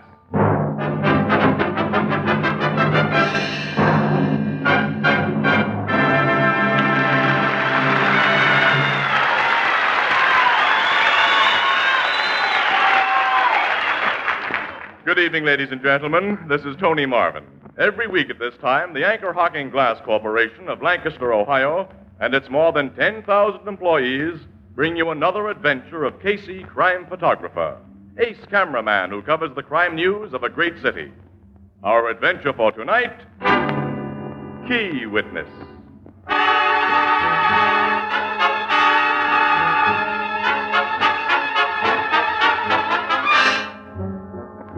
Night, and a most unpleasant night. Dark, windy, damply cold. Snow is falling, the kind of snow that turns to wet gray slush as it strikes the ground, and then in spots turns to a treacherous film of ice. On an almost deserted highway, far out on the city's fringes, a car moves cautiously over the slippery pavement. In the car Had to be our luck to draw an out-of-town assignment on a day like this, Casey. Yeah, the day part of it wasn't so bad. It's just coming back at night. I'm not familiar enough with this road, and I can't see. Well, Casey, there's a big electric sign just ahead. I think it's on a roadhouse. If it is, let's pull up and have a cup of Oh, coffee. we certainly will. A warmer-upper is something both of us need. I can make out the sign now. 5-Spot Cafe. That's for us. That's for us. 5-Spot Cafe. Seems I've heard of the place. Yeah, the name's kind of familiar to me, too, but I can't remember. Well, I guess we drive in here, huh? Yeah, there's a big parking slot. Yeah. Good spot for our bus right here. About as near as we can get to the main door, I guess. Well, I'll come around and help you out, Annie. No, don't bother. I can make it. We have cameras inside. Don't forget to lock up. Yeah, I won't. Casey, doesn't some racketeer run a place like the 5-Spot? Hey, wait a minute. That's right, kid. You got it. This is Shark Yardley's headquarters. I've known the rat for years. Never been out to this joint, though. Well, I've never heard of him selling poisoned food, so I guess his place is as good as any other on a night like this. All right, we're all locked up. Come on. Uh-oh. Electric signs just went out. Oh, nuts. It's the only light we had out here, too. I can't see 10 feet in front of me. Now, wait a minute. I got a pencil flashlight in my inside pocket. Stand back of the car, Annie, out of the wind while I dig it out. Yeah. Careful with him, Pete. Oh, not being careful. Which is our car? I can't see. Yeah, I know where it is. Let's get a minute and get going. All right. Someone else is having a little trouble in the dark, Casey. More than we're having. Did you see that drunk those two guys had between them? They passed close enough for that. He could hardly stand. They were practically dragging him along. Well, he wanted to take the pledge tomorrow. Where's that darn flashlight, anyway? I found it here. Car's pulling out. Guess they got the drunk inside, okay? Yeah. Oh, nuts. Now it doesn't work. The flashlight? Yeah, the battery must be dead. Oh, again. we don't need it now. Signs come on again. That's a break.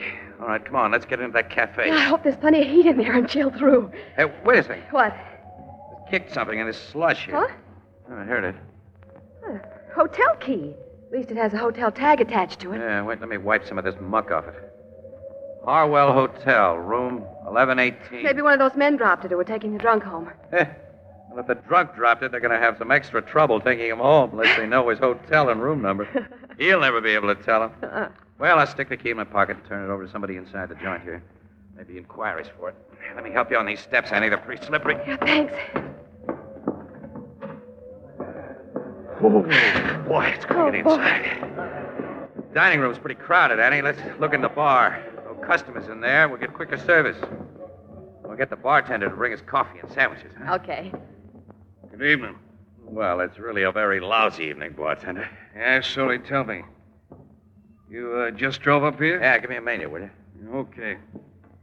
Here. Casey, where'd you get that blood on your hand? Huh? Blood? Yeah, look. Yeah, I see. Cut yourself, mister? Well, not that I know of it. Annie, this hotel key I found. I thought it was simply wet with slush and snow. But look at it under these bright lights. Tag is streaked with blood. Hey, you found that key, mister? Yeah, to room 1118, Harwell Hotel. Well, give me it. Somebody might come and ask you for it. I didn't say I found it anywhere near here, did I? No, you didn't. Excuse me a minute, will you? Casey, how did fresh blood get on that key? I don't know, Annie. I don't know why that bartender showed such an interest in it either. I do know this joint belongs to Shark Yardley, who's made quite a few guys bleed plenty. The bartender just went into that back room. Yeah. Annie, I got a hunch we better get out of this place. So have I. Okay, come on. Oh, the door of the back room just opened. It's Yardley, one of his rod men. Well, if it isn't my old friend Casey. Hello, Shark. Well, I never hoped to see you in this little joint of mine. It's so off the beaten track. We newspaper guys get around, you know. So I've heard. And I want you and the lady to have a drink with me. In my private office. Well, thanks, Shark, but we're in a hurry. But I must insist you step into my private office. I want to talk privately to you about a key. I think I see the outline of a gun in your pocket. Casey. Shall we go to my office? All right, come on, Annie. Thank you. And be very quiet. There are guests in my dining room I wouldn't want to stir. Yes, come right in. Well, sit down, lady. This chair is the most comfortable. It looks comfortable. Before I ask my friend Casey to sit down, frisk him, Nick. Okay, boss. I don't carry a gat, Shark. Guns aren't part of my racket. Oh, I believe that, Casey, but I'd like to be sure. He's clean, boss. Here's the key that was in his pocket. Where did you get this key, Casey? You undoubtedly know that I picked it up in your parking lot. You mind telling me why it's so important to you? You've no idea? No. I'm just a dumbbell. Well, because I don't believe you're a dumbbell, I'm keeping you here for a while. I'm leaving Nick here to watch you while I join my guests in the dining room. How long are you gonna keep us here? We'll discuss that when I come back, lady. Now I must return to the cafe. You see, I have reason to wish that my guests see a lot of me this evening. Make Casey and the lady comfortable, Nick. I'll take care of him, boss. Now, excuse me, won't you? Looks as though we've walked into something, Casey. I'll say we have, Annie, and without our galoshes on. Yeah, and you ain't walking out of it neither. Shark told you to make us comfortable, Nick. That's not the way to do it. Oh, thanks for reminding me. Sit down and take a load off your feet. No, I'd rather stand. Sit down or I'll blast you. Since you put it so nicely, I will. What made the electric sign on this joint go out a while ago, Nick? Huh? Oh, did the sign go out? Yeah, just long enough for two guys who were propping up a third guy to get him into a car and drive away. You saw them guys, huh? Well, I think your boss figures we did. The third guy wasn't just drunk, was he? Casey, that Sure, luggage- Annie, yes. Was the third guy dying, Nick, or already dead? I ain't here to answer questions. Maybe the boss will before you leave us. I wish you wouldn't talk like that. Can't take it, huh? Well, it isn't easy to take, you know. Say, Shark said he'd stand us a drink when he brought us in here. I see a bottle on his desk there. 100 proof, too. Do you mind? Keep your mitts off that bottle. Say, look, the least you can do is let a guy have a drink. I need it, fella. To buck you up, wise guy? To brace you for what's coming? Well, put it that way if you want to. Look, can I have a shot, huh? Okay. Thanks. Wait a minute. Huh? What? Tilt that bottle slow and easy into one of them glasses. You try to lift the bottle or throw it, I'll plug you before it leaves your hand. I won't take any chances like that with you, Nick. This suits you all right? So far. Now put the bottle down. Yeah, just as you say. You poured a stiff one for yourself, didn't you? Yeah, I need it. Well, ain't you offering the lady none? I don't want anything to drink. And I don't want anything to drink. He threw that whiskey in his eyes, Casey. That's right, 100 proof stuff, too. All right, I've knocked him cold, Annie. I got his gun. Give it to me. Here. Tap him gently on the head with it so he'll stay out till we make our getaway. That'll do it. We can't go out this door through the bar. Come on, there's a window here. Only a short drop to the ground. Come on, you first. Okay. All right? Yeah, all right. Come on. Right with you. Now let's get to our car at the nearest police station.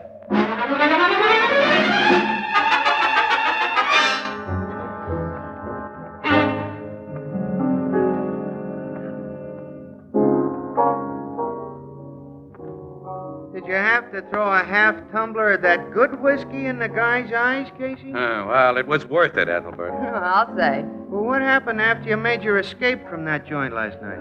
20 minutes later, we were back at the Five Spot Cafe with a carload of cops. Yeah, but Shark Yardley and his gorillas were gone, of course. How you figure blood got on that key you found? The body of Chuck Trumbull was found in a vacant lot way over on the south side this morning. Chuck Trumbull? He's the character who's been trying to bust in on Shark Yardley's racket. Shark paid him off last night. Trumbull was stabbed to death with his own knife. The police found it sticking in his body. And Trumbull lived in room 1118 of the Harwell Hotel. Well, then that key you found... When Yardley learned that we had the key with the blood on it, he knew it would put him on the spot for Trumbull's murder. And as he'd planned the murder, there was to be no evidence that Trumbull had been anywhere near the Five Spot Cafe. In fact, Shark Yardley's alibi would be that he was at the Five Spot when Trumbull was killed someplace else. Yeah, but that key to Trumbull's hotel room, found in Shark's parking lot, was proof he'd been there. Yeah, that's it. And when Yardley's brought to trial, Casey's testimony and mine about that key will send him to the chair. The cops ain't caught up with the shark yet? No, but they will. Until they do, I'd be pretty worried if I was you. Worried? The shark's a bad baby, Casey. This Trumbull ain't the first guy he suspected of bumping off. No. Cops think he got Ed Clive last year. Yeah, with Clive's own gun.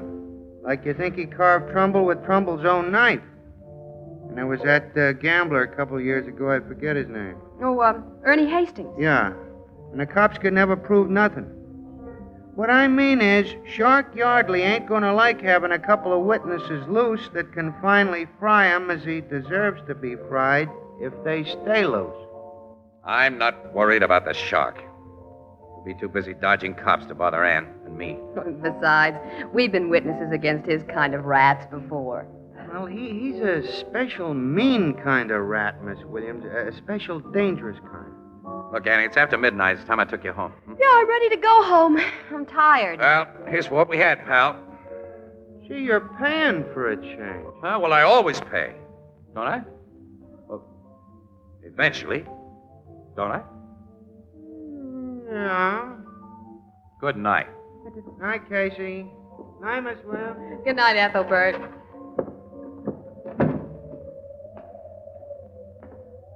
Casey, Ethelbert may be right. Shark Yardley might try to put us out of the way. Oh, he and his mob have got to keep themselves under cover, Annie. Yeah, but look, tomorrow morning, I'm going to ask headquarters to put a guard on you for a while. How about you? Oh, I can take care of myself, all right. Well, so can I. Ah, wait a minute. Women are different. Really? I wasn't sure you were aware of that. Huh? What do you mean? Nothing. Annie, are you getting one of your humors again? It's a woman's privilege to have humors. I don't like to discuss nothing but the latest crimes and the newspaper business with you all the time and sit around and be the same as Ethelbert and Captain Logan. Oh, you couldn't be the same as Ethelbert and Captain Logan. Not quite, because my hair is longer and I wear skirts. Well, okay. So your hair's longer and you wear skirts. And that's that. And that's got to be that. I'm not going to lose a pal. Meaning me. Meaning you. I'm beginning to hate that word pal. What's the matter with it? I like it. I like what it stands for, too. Well, come on, the car's across the street. Let's cross over right here, huh? Okay. Now, look, getting back to Shark Yardley. I'm sure there'll be no danger from him for a while, Annie, if ever. The heat's on him heavy, and he's got the lie. Casey, that car! It only missed us by hair. If you hadn't pulled me out of the way, I Fool would... driver swerved way across the center line, as though he were trying to run us down. Then he kept right on going. Yeah, well, I think he did try to run us down, Casey. Huh? Yeah, I got to look at that driver. And I'm sure he was Shark Yardley.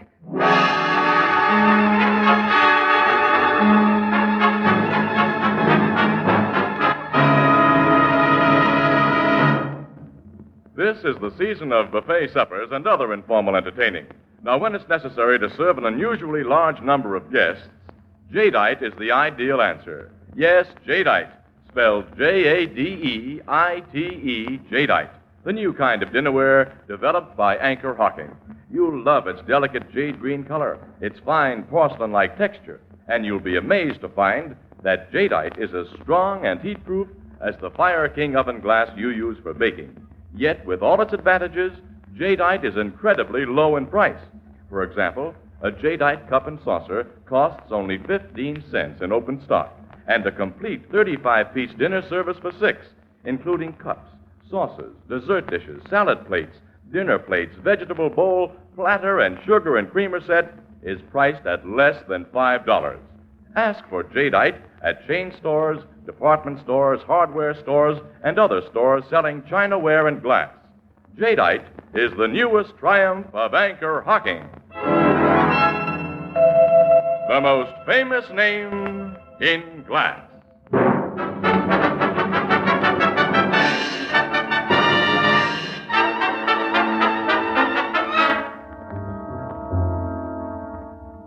Don't argue with me, Casey. Both you and Miss Williams get police bodyguards from now on. Well, after what happened half an hour ago, Captain Logan, I'm delighted. Well, I'm not, and I won't stand for it. How could I have one of your cops at my elbow 24 hours a day, Logan? I'd feel like a sap. You rather feel like a dead sap who don't feel anything at all? Listen, the driver of that car may not have been Shark Yardley. Oh, yes, Casey. I think he was the driver, and I don't think this will be his last attempt to get you. You two are the key witnesses against him, and while he's on the loose, you're on the spot. Well, Okay, all right, you win. And aside from bodyguards, I'm giving each of you a gun to carry. No, give one of them to Ann. I'm not looking to gad around. Hey, Casey, please. No, I don't like the thing. I won't carry him and I won't shoot him. All right, bullhead. Now, look, since I must have bodyguards, give me guys who won't be hard to take, Logan, will you? I mean, preferably bad pinochle players. I'll put Bradley in charge of your guard detail. Does he suit you? Yeah, Brad's okay. But will he get worn out following me on assignments? Come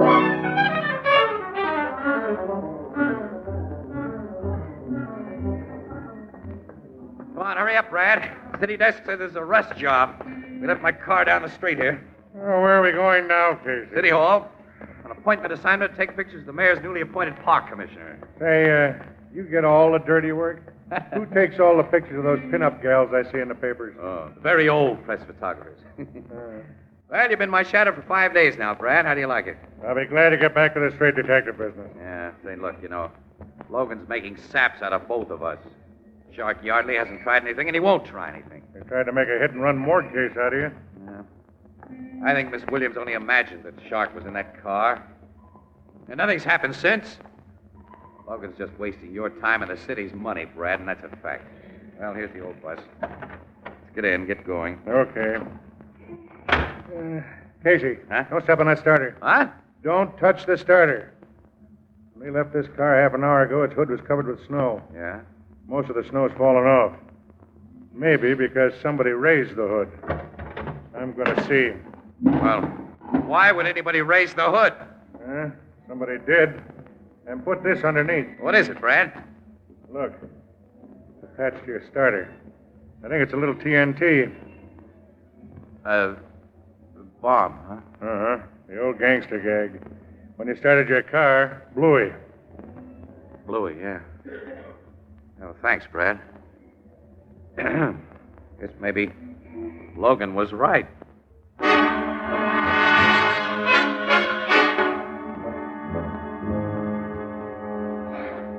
Okay, Logan, all right. I've been the sap and you've been the wise guy. You finally think so? Well, don't rub it in now, pal. Why not? Even after Bradley found that bomb in your car 2 weeks ago, you gave me an argument. Since then, a 45 slug's gone through your head and a knife's been thrown at you. I know. But still, you argued. All right. Even with all the luck of the Irish you got, you should be dead by now. Well, my luck can't last forever, I guess. Plenty jittery right now. Yeah, since this morning, after you learned Miss Williams had received a box of candy through the mails, it turned out to be poisoned. Look, if she'd been sap enough to eat one of those candies, Logan... Fortunately, she wasn't. You'd probably have swallowed a couple. We gotta stop this, We gotta nail this guy, Yardley. How, exactly? We've turned this town inside out trying to find him. We've got to make him come to us. That's a beautiful idea. Just what method will you take? Wait a minute. I think I've figured a method. Yeah? Look, the Shark's got a big fat grudge against me, Logan. He's a guy who always settled his grudges in person when he could. Well, I want him to have an opportunity to get into my apartment at night unmolested. What do you mean? I want the guard who watches my fire escape to apparently sneak away from his post every night and do a little guzzling at a bar around the corner. I'd like him to make a special habit of doing it between 2 and 3 a.m. So Shark will be tipped off and pay you a call by way of the fire escape? Right. Now then what? I'm going to take that gun you offered me.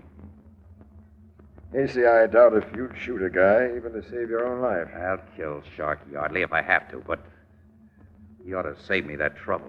Crooks and killers usually follow a set pattern. They stick to old habits. I don't get you. Well, I'll explain it later, but right now, you tell my fire escape guard to play hooky between 2 and 3 a.m., and do I get a gun? I'm always a sap for you, pal. All right, I'll instruct the guard. And I'll give you my best gun, a 38 positive and a 45 frame. No, I don't want a revolver. I want a rifle. Rifle? Yeah. A big calibered rifle with a silencer attached. Silencer? Yeah. And Logan, look, we'll have to let Bradley and the rest of my shadows in on this, of course, but don't let it go any further, especially don't tell Ann Williams about my plan. I'm not to tell Miss Williams. Suppose you tell me about your plan, and now.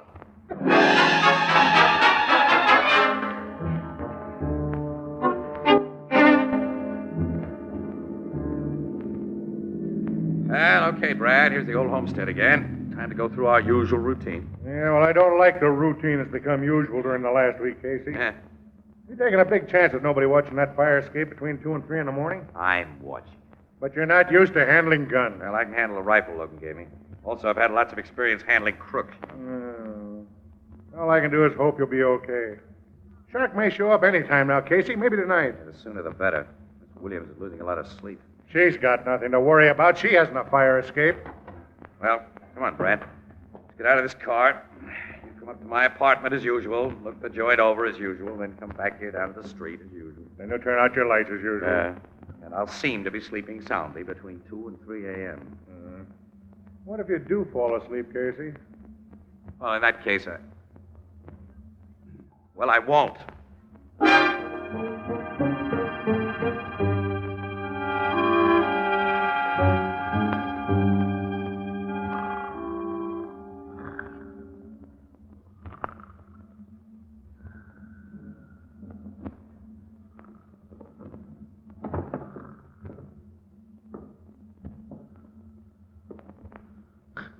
What? Who's there? Who's behind that flashlight? Only me, Casey. Shark! Don't reach for that gun beside your bed. Guess I won't. Don't. Turn that table lamp on so I can see you and that gun a little better. Okay. Thanks. Well, you look like just the same sap who butts into things he should keep away from. Oh, that gun of yours. Nice high-powered rifle that can make a big hole in a guy.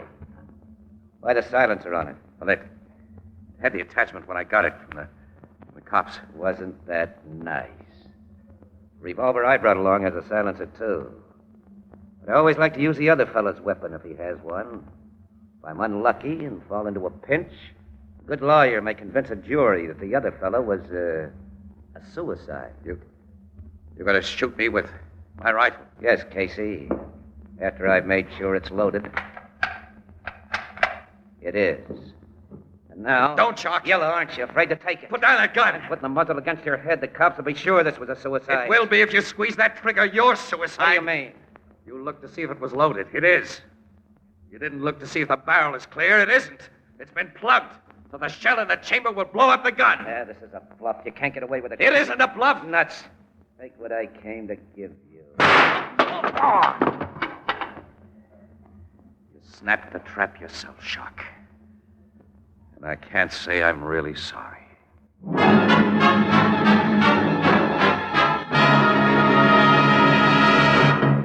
We'll join the crowd at the Blue Note in just a moment. The baby of today, your baby, has many advantages which most of us didn't enjoy when we were very young. And not the least of these are scientifically prepared baby foods. These baby foods make it easy to provide a nourishing, well-balanced diet. They save the young mother countless hours in the kitchen. But to take full advantage of the convenience of prepared baby food, be sure to insist on glass jars. For with a glass jar, you can heat and serve baby food and reseal it to store leftovers all in the original container, saving endless extra hours of work each week. And then, too, there's the matter of cleanliness. Glass jars are completely sterile. They protect baby food perfectly both before and after opening. Most of the better brands of prepared baby foods are packed in Anchor glass jars and sealed under vacuum with easy-to-open, easy-to-reseal Anchor caps. Both products of Anchor Hocking. The most famous name in glass.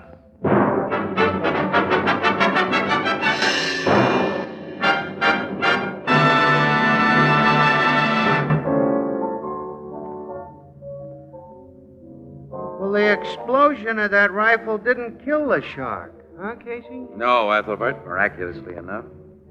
The docs will have him patched up for his trial on a Trumbull murder charge, and he'll be able to walk to the hot seat afterwards. But how could you be sure he'd try to shoot you with that rifle instead of his own gun, Casey? Look, now, he'd killed Trumbull with Trumbull's own knife, huh? Yeah. And Clive with Clive's own pistol. Yeah. Well, that was Shark's murder pattern, don't you say? That's right. Well, I'm awful glad it's over, Casey. Oh, my, Annie. I'm sure glad to get rid of that bodyguard. You know, I'll miss mine. Miss having a cop at your elbow every minute? Well, my principal guard was nice. I liked him. Yeah? Nice looking, too. You met him. Oh, yeah, I met him, sure. Of course, I won't miss him too much. Oh? We have a date together this evening. Oh. Have a date, huh? With a cop tonight? Mm-hmm. Yeah, but look, Annie, you and I usually go out together every evening. Oh, but you and I are just pals, Casey. Huh? I said we're just pals. Oh, yeah, that's right. Oh, I must be running along to meet him now. So long, Ethelbert. Hey, so long, Miss Williams. Good night, pal. Good night. What are you laughing about? Pal. Nuts.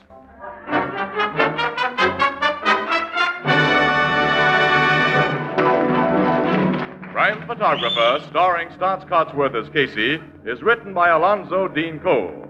It is brought to you each Thursday by the Anchor Hocking Glass Corporation, makers of Fire King Oven Glass. Anchor glass containers, Anchor caps and closures. All products of Anchor Hocking, the most famous name in glass.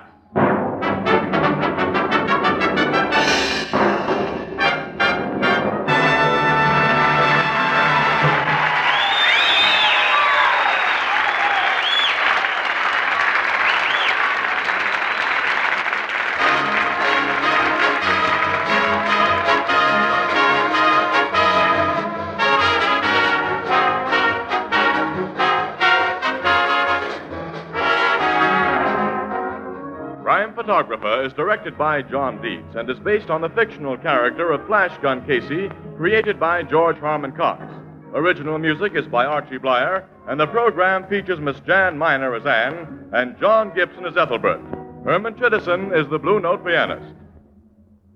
If you're a young man from 17 to 31 years of age, the Navy is interested in you, and you'll be interested in the Navy.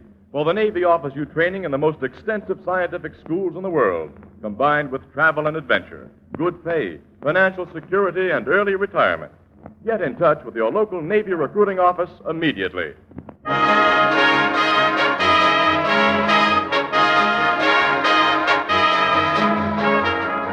This is Tony Marvin saying goodnight for the Anchor Hocking Glass Corporation of Lancaster, Ohio, with offices in all principal cities of the United States and Canada. This is CBS, the Columbia Broadcasting System.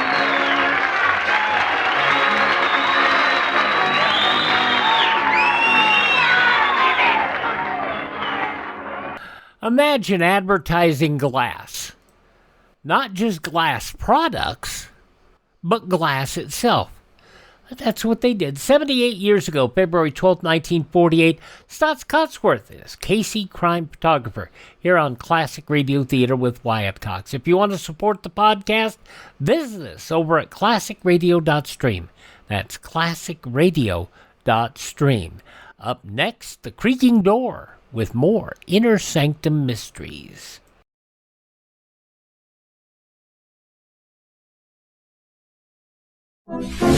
KLM. Why, KLM, Royal Dutch Airlines, first choice of world travelers. You say it's a wonderful world when you're flying Royal Dutch KLM. Stop over anywhere in the world when you're flying Royal Dutch KLM. You feel just like a king. You love everything, flying with those friendly Flying Dutchmen. Wherever you go in the world, above all, fly Royal Dutch.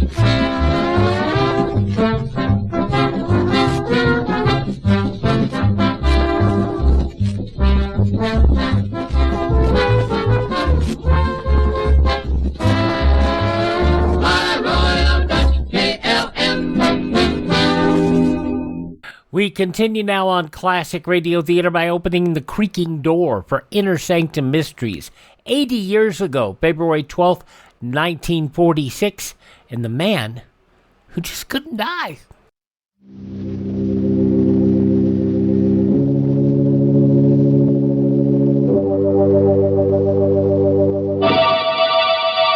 Lips Lipton Tea and Lipton Soup present Inner Sanctum Mysteries.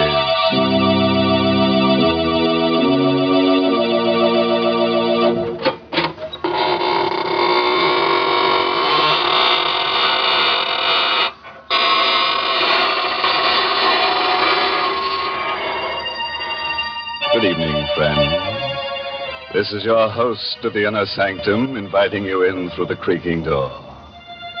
Come on in and enter into the spirit of things. Don't pay any attention to those gurgling sounds you hear. They're the unfortunate ones.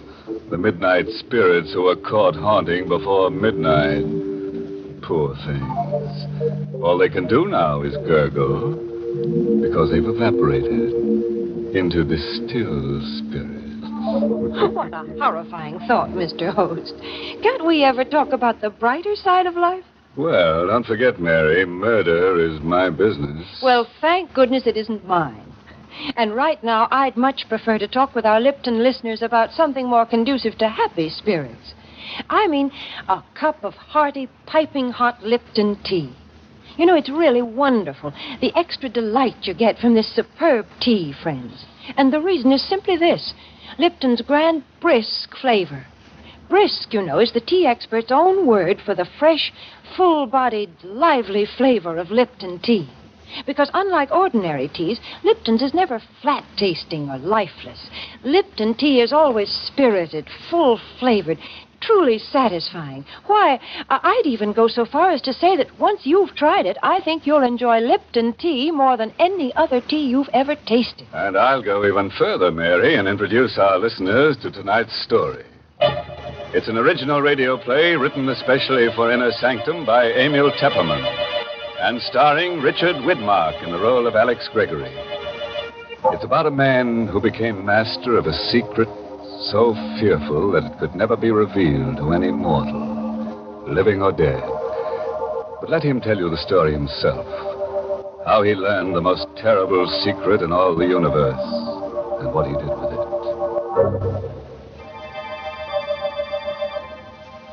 It was an evening in September, the 15th to be exact, when I first learned of the existence of elixir number 4. It happened at Professor Jarman's house just off the college campus. You've heard of Jarman, of course. He was to chemistry what Einstein is to physics. But it was his daughter, Elaine, that I was interested in that evening in September when I rang their bell. Well, hello, Alex. Oh, gosh, is it that late? I'm not even dressed. Hi, sweet. Snap it up, will you? The last show starts at 8:30. Oh, it won't take me long. Wait for me in the library. I'll be ready in a jiffy. I knew my way around the house. I went into the library, and the first thing I noticed was that the door to Professor Jarman's private study was ajar. It had never happened before. The private study and the laboratory beyond were forbidden territory in the Jarman home. Not even Elaine was allowed in there. And now the door was open. I'd heard stories of Jarman's experiments with new and secret formulae. So here was a chance. A possible chance to find out what the old codger was working on. I couldn't resist. I pushed open the door and I stepped into the private study. I could hear Jarman in the lab talking to himself. Elaine had told me once that he always talked to himself in the lab. I stood quietly in the study, but I couldn't make out what he was saying in there. I looked around. The study was just a small cubbyhole with a chair, a bookcase, and a desk. And on the desk, I saw the open diary. A single sentence was written on the open page. I stepped closer. And then I got the first shock. For that sentence was written in Latin. My Latin was rusty, but I was able to decipher the words, Vitae secretum in elixir quartum perpetus habeo. In elixir number 4, I have the secret of perpetus life. Perpetus. That was the one word I couldn't seem to place. In elixir number 4, I have the secret of something. Life. I was puzzling over that word perpetus when suddenly the laboratory door was flung open. What are you doing at my desk? Oh, hello, Professor Charman. I asked you, what are you doing at my desk? Well, the study door was open. I thought I'd see if you were in here. You were reading my diary. Oh, no, Professor. You saw the entry in my diary. Well, really, Professor, I assure you. Do you read Latin? Latin? Well, I don't understand. You're sure you don't understand that? No, I don't. Alex. Ready and... Why, is anything wrong? Elaine, I've told you time and again, no one is to be admitted to my study. Oh, I'm sorry, Dad. You must have left the door open. Oh, Alex, you shouldn't I'm have terribly sorry, Elaine. I found the door open, and I thought Professor Jarman was in here. I just wanted to say hello. All right. No harm done, as long as you can't read Latin. I'll get along, you two. I'm busy, but keep out of my study hereafter. I took Elaine to the movies, but I haven't the faintest recollection of what the picture was about. Through my mind kept running that Latin sentence, Vitae secretum in elixir quartum perpetus habeo. When I said goodnight to Elaine at her door after the show, I hurried home to my room and I got out an old Latin dictionary. I looked up the word perpetus. And then I got a strange, cold feeling down my spine. For the word perpetus meant perpetual. The Latin sentence which Jarman had written in his diary meant, in elixir number 4, I have the secret of perpetual life. Professor Jarman had discovered the secret of immortality. All the next day, I conducted my chemistry classes purely by instinct. I couldn't take my thoughts from elixir number 4. Every voice in the classroom seemed to sing the same refrain. Accomplished by adding to a dilute solution of H2SO4 a quantity immortality. Never to know the fear of death. To live on serenely. To watch the world change through the centuries. Never to die. It grew on me like a festering tumor, this terrific dream of immortality, everlasting life. I had to have elixir number 4. In the afternoon, the first free period I had, I went down the hall to Jarman's office. Come in. May I come in for a moment, Professor? Oh, it's you. Yes, come in, but I haven't much time.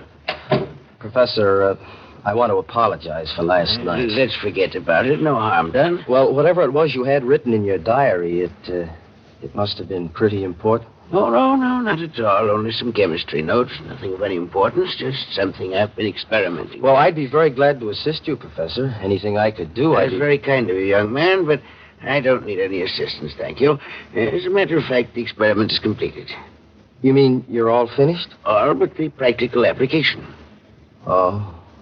Well, couldn't I help you on that? It won't be necessary. Tonight, I'm taking the last step. Tonight? I knew what that meant.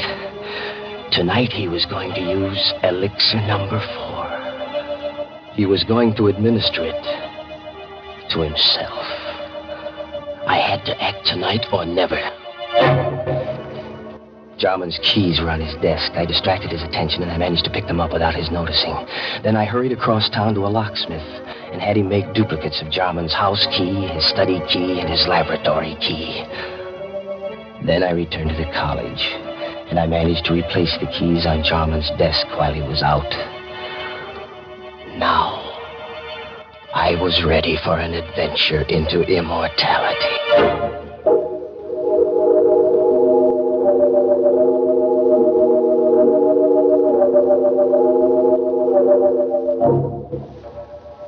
At 8:30 that evening, I let myself into Jarman's house, opened the study door, and stepped quietly over to the laboratory.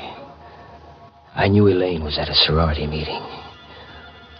The professor and I were the only ones in the house. Jarman was standing at the lab table with his back to me, talking away to himself. There was a small vial on the table and a hypodermic syringe alongside it. Equal quantity administered yesterday will be sufficient. At my age, since my blood is too thin, I require the additional dose. But a younger man would need only one injection to cause the necessary type change in his blood. Who's that? Good evening, Professor Charman. I hope I'm not interrupting. What are you doing here? How did you get in? So elixir number 4 changes the bloodstream. What do you want in here? Quit stalling, Professor. I know what elixir number 4 is. So this is it. Elixir number 4. Careful. Don't spill it. How much of this stuff have you got? That's all there is. 5 cc's. You mean you haven't got any more? It took me 5 years to distill 10 cc's. Before that, I experimented for 10 years. I failed 3 times. And this is your 4th try, huh? Elixir number 4. And there isn't any more of it? It'll take me 5 years more to make up another vat. Please be careful. Don't drop it. Don't worry, I won't. You said this is enough to make the average man immortal. Me, for instance? It's not for you. You hear me? Not for you. Oh, yes, it is, Professor. It's for me. I won't let you... What are you doing with that mallet? What do you think? No. I'm so sorry, Professor. Wait, I'll let you have it. Don't kill me. I've got to kill you. When I take this dose of elixir number 4, I'll be immortal. And I don't want anyone to know it. Away, you fool. You'll never enjoy your immortality. You'll wish you were dead 1,000 times. I'll come back to remind you. I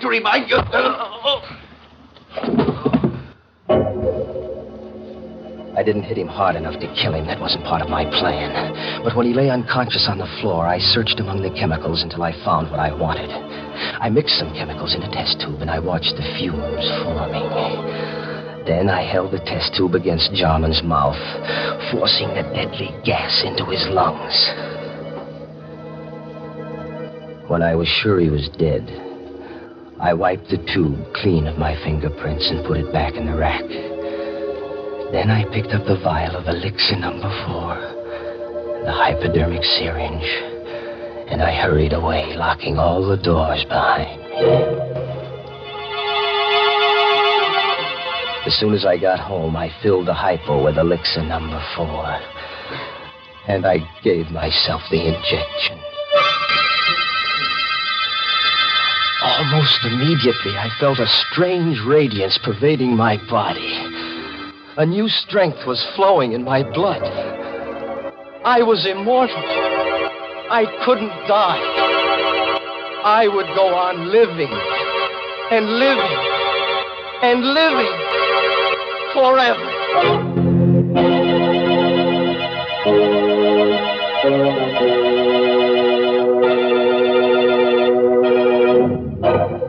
Hey, what's going on here?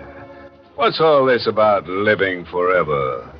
If you ask me, it would be more of a curse than a blessing. Now, just suppose we all took a shot of this elixir number 4. I think of all the people who'd lose their jobs. Grave diggers and stone cutters and shroud makers and hearse drivers and... Oh, I go on. You see what I mean. Why, everybody'd be out of a job. We'd all practically starve to death. Well, then, Mr. Host, maybe we can be glad that nobody has ever found the fountain of youth. You know, I think it's not a matter of trying to live forever. The important thing is to get more enjoyment out of every day. Mm-hmm. For instance, Mary. Well, for instance, one splendid way to get more enjoyment out of an otherwise dull day is to invite your friends in for tea. It's a delightful neighborly custom, made even more delightful when the tea you serve is Lipton's, because there's so much extra pleasure in Lipton tea. The party will seem more of a party. The conversation will be more sparkling, and your reputation as a thoughtful hostess will soar to the skies the moment your guests take their first sip of Lipton tea. For Lipton's wonderful brisk flavor makes it a favorite with everybody. So when friends drop in for tea, or the family gathers around the dinner table, serve them Lipton's, tea at its delicious best. And now let's get back to our story. We're all anxious to see what this fellow Alex does with his secret of perpetual life.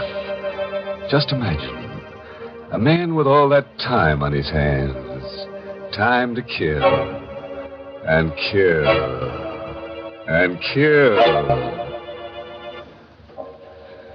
Immortality. I had it in my blood. I could feel it pulsing in my veins.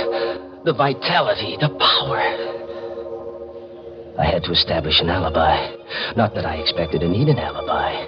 Jarman's death would surely look like an accident or suicide when his body was found in the laboratory in the morning. But I wasn't taking any chances on a murder charge. I had so much more to lose now. Wouldn't it be ironic if they were to execute me for murder? Me, an immortal.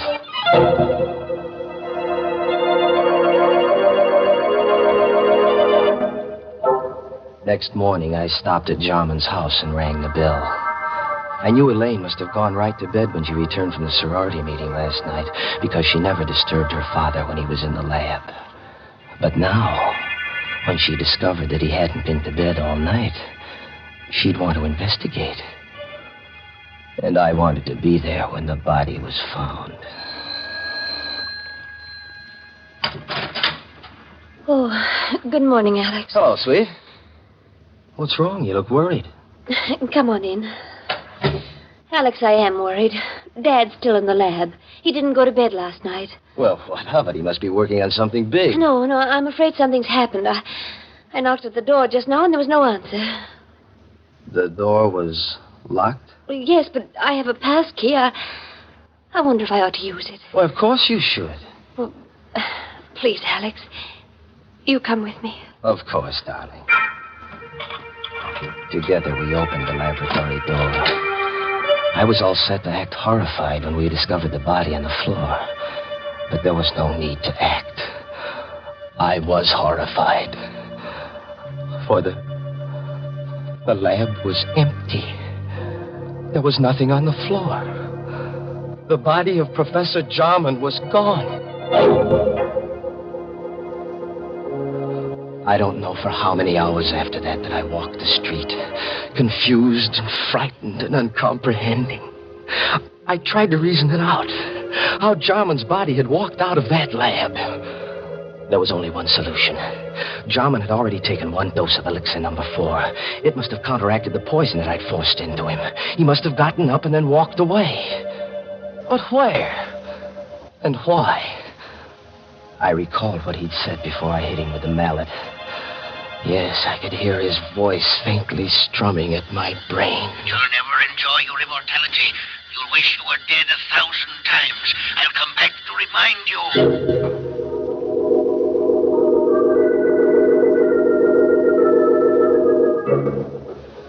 The next day, I went to Elaine's house, and I saw that she was taking her father's disappearance pretty hard. Oh, Alex, I don't know what to make of it. Do you think that Dad, that he's... Now, take it easy, baby. Maybe he's just suffering from amnesia. Maybe he just walked out of the house. He might turn up tomorrow. I have a terrible feeling, Alex, that he's dead. What makes you think so? Oh, I don't know. Now, please, Elaine. That won't do you any good. Oh, but it's the uncertainty. If I only knew for sure. Alex, do you believe in mediums? Communicating with the dead? Do you believe a medium can put you in touch with the dead? Oh, is that what you're thinking of, darling? Going to a medium? But don't you see, Alex, if Dad is dead, maybe...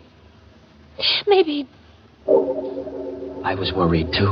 I had to know if Jarman was dead or alive. I had to know before I could start enjoying life. Yes, that might be a good idea, Elaine. Can't hurt to try. There's a medium in town. Oh, I don't know what I want to do. Let me think about it. Well, sure, darling.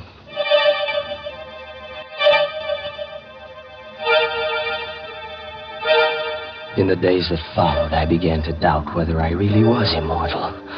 Was elixir number 4 really the elixir of life? Was I really going to live forever? If there was only some way to prove it.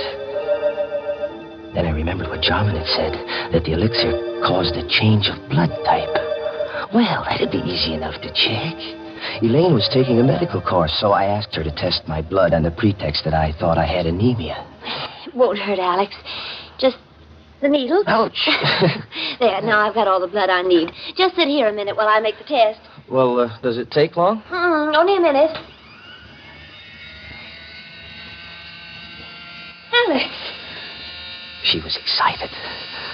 There was something different about my blood then. Alex. Alex, come here quick. What? Look. Oh, look, Alex.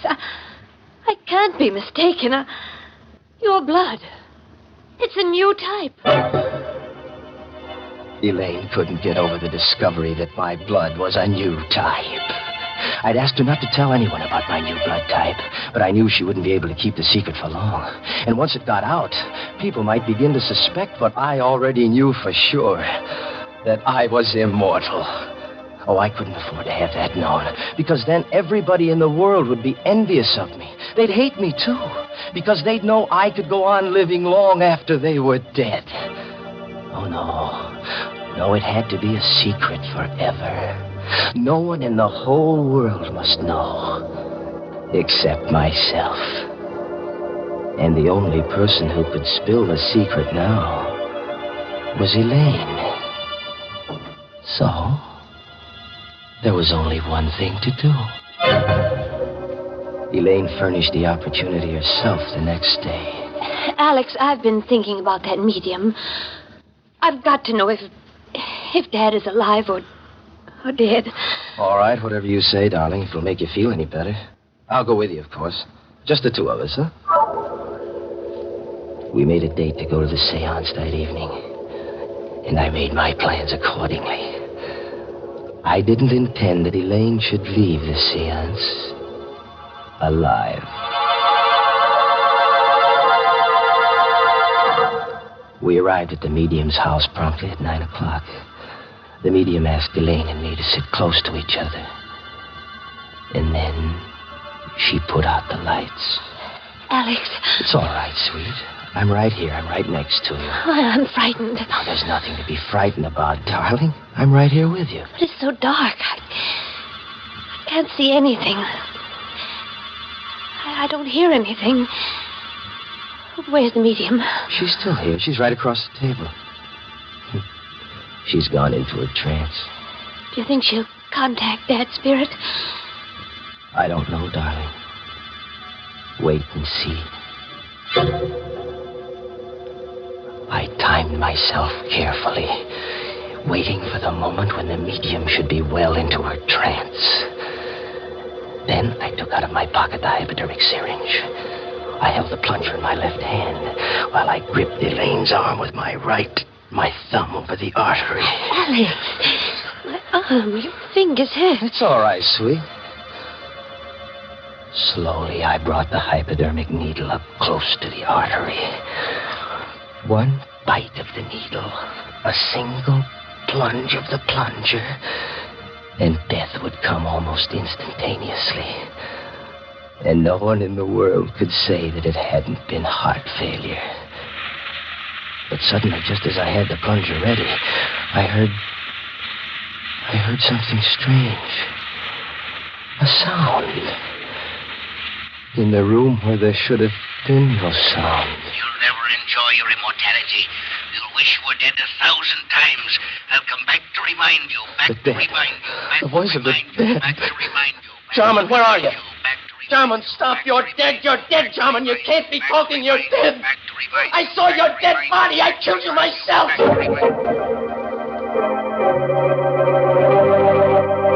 Suddenly, the lights flashed up. The room was full of police. Arrest him, officer.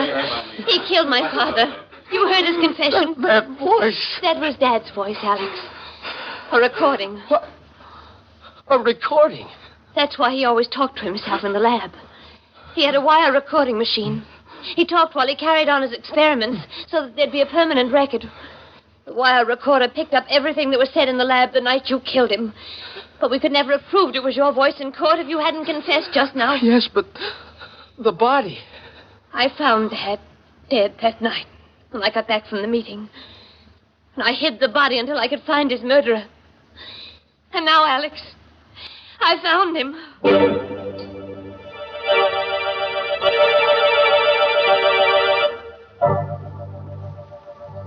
All through the trial, Elaine sat and watched me. All the time the jury was out, she sat and watched me. And she watched me while they read the verdict of guilty. Her eyes never left me when I stood up to be sentenced and heard the judge say, Alex Gregory, it is the judgment of this court that you be confined to the penitentiary for the rest of your natural life.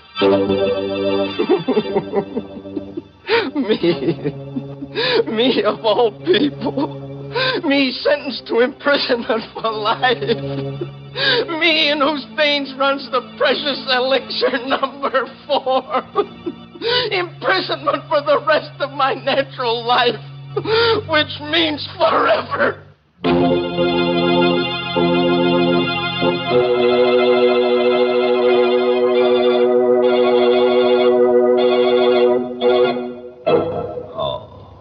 You know, I feel kind of sorry for Alex. He really got a tough break. Locked up in a cell for all eternity and no way out. Yes, looks like they'll have to build a new jail around him every 1,000 years or so. Of course, there's one way out for him. He could let his beard grow for a couple of centuries, and when it gets long enough, he could hang himself. Imagine such a thing, Mr. Host. Yes, it would be sort of breathtaking, wouldn't it, Mary? Poor Alex. He probably had many good impulses in his lifetime. As the trouble is, he didn't follow them. Well, Mr. Host, I'm afraid that's something we all do every now and then. For instance, perhaps some of you Inner Sanctum fans have promised yourselves the pleasure of trying Lipton tea, but somehow just haven't gotten around to it. Or maybe you've just forgotten it when you're writing out your grocery list. Well, this time, make sure. Add Lipton tea to your grocery list right now. For until you do try it, you're missing a real treat. Why not start enjoying lively, full-bodied Lipton tea beginning tomorrow?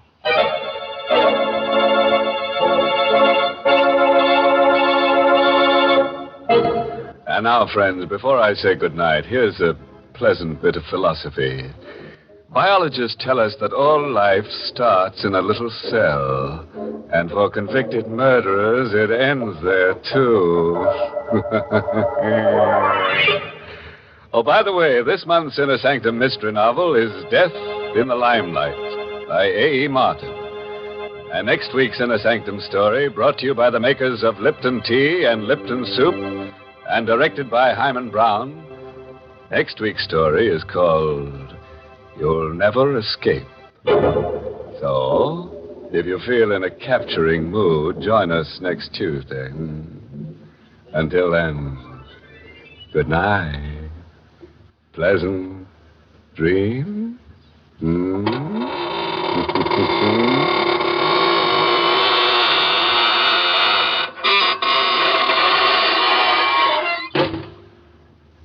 Friends, you want to know how to make an ordinary meal into a feast? Start it right. Start it bright with tempting, heartwarming Lipton's Noodle Soup. Lipton's Noodle Soup is ready to serve in a jiffy, and what a treat it is. Lots of tender, golden noodles and a world of real chickeny flavor that makes it taste homemade. It's economical, too. Lipton's Noodle Soup mix costs less and makes lots more than canned soups. So try Lipton's Noodle Soup real soon. And don't forget to tune in next week at the same time for another Inner Sanctum Mystery.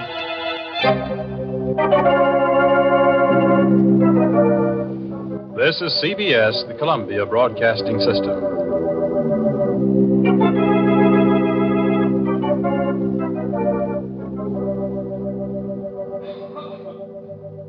If you want to know what forever feels like, go to a county commission meeting. Then you will really have an appreciation of what forever is. 80 years ago, February 12, 1946, Inner Sanctum Mysteries on Classic Radio Theater with Wyatt Cox. Coming up next, let's see what's going on. getting the paperwork filed for the farm for David and Claudia.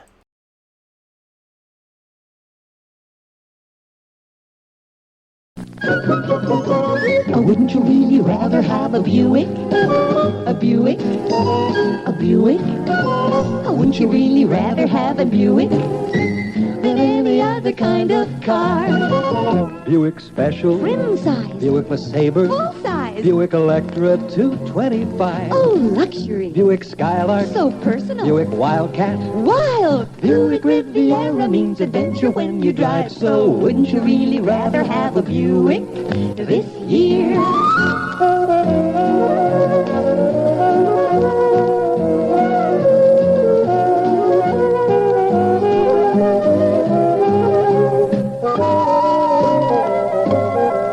So wouldn't you really rather have a Buick?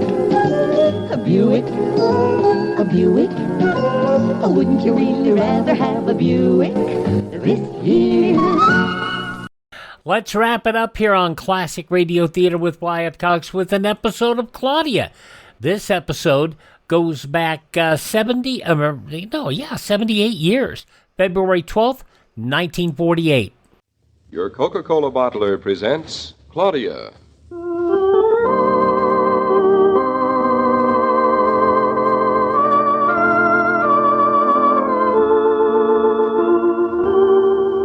Claudia, based on the play and novels by Rose Franken. Brought to you, transcribed Monday through Friday, by your friendly neighbor who bottles Coca-Cola. Relax, and while you're listening, refresh yourself. Have a Coke.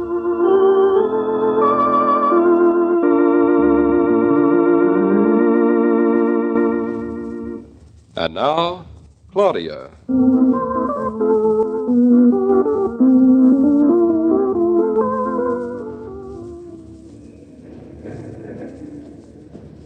That there, Mrs. Norton, is the courthouse of Nutmeg County. Looks like a nice, quiet old building. I like all the ivy. You'd be surprised some of the exciting cases we've heard tried in that courthouse, Mrs. Norton. Maybe you wouldn't think it was such a quiet old place if you had. What did he say, young woman? Did he say he's the biggest thing in a lawyer to come out of New England since Daniel Webster? No, he didn't exactly say that at all, Miss Tucker. Thank you, Mr. Norton. How's that? How? He didn't say it. Listen, son, that does not mean he wasn't thinking it. Delilah Tucker, I fail to see any reason why these good people and quondam neighbors of mine should be attendant upon the Billingsgate and ordure which you see fit to hurl upon me for reasons known only to you. I can't hear a word he said, Miss Norton, but I bet you he sounds more like Daniel Webster than Daniel Webster did himself. What have you got against me, Miss Tucker? I've represented you and your brother faithfully as an attorney for 30 years. Maybe more, maybe less. That's all I got against you, Rupert Hankins. You're a lawyer. That's right. And the title company lawyer is going to meet us in the county clerk's office in an hour, maybe. At least that's what he said on the telephone. You're not in no more of a hurry than I am, Rupert Hankins. I gotta go home and mash Jad's potatoes. Danged if he didn't lose his teeth in the middle of arguing with me. We can't let you go yet, Delilah Tucker. You've got to hand over the deed in front of witnesses. Rupert Hankins, I'd really like to know if you think I heard that. As a member of the bar in good standing of this county, Delilah, I don't theorize on things I don't know about. Maybe. I hope you can stop fighting long enough to get all this done. Fighting? What'd she say? She said we were fighting.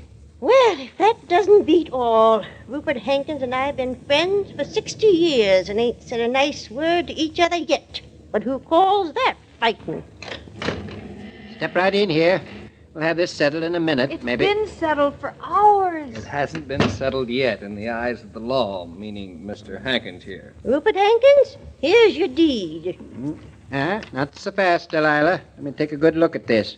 I want to be sure that it's a proper deed. But you wrote it yourself. Yes, but that was as your representative. At this moment, I'm representing the Nortons. I don't think that's fair, Mr. Hankins. You're supposed to be representing the Tuckers, too. I'll take care of my other clients in due course, Mrs. Norton.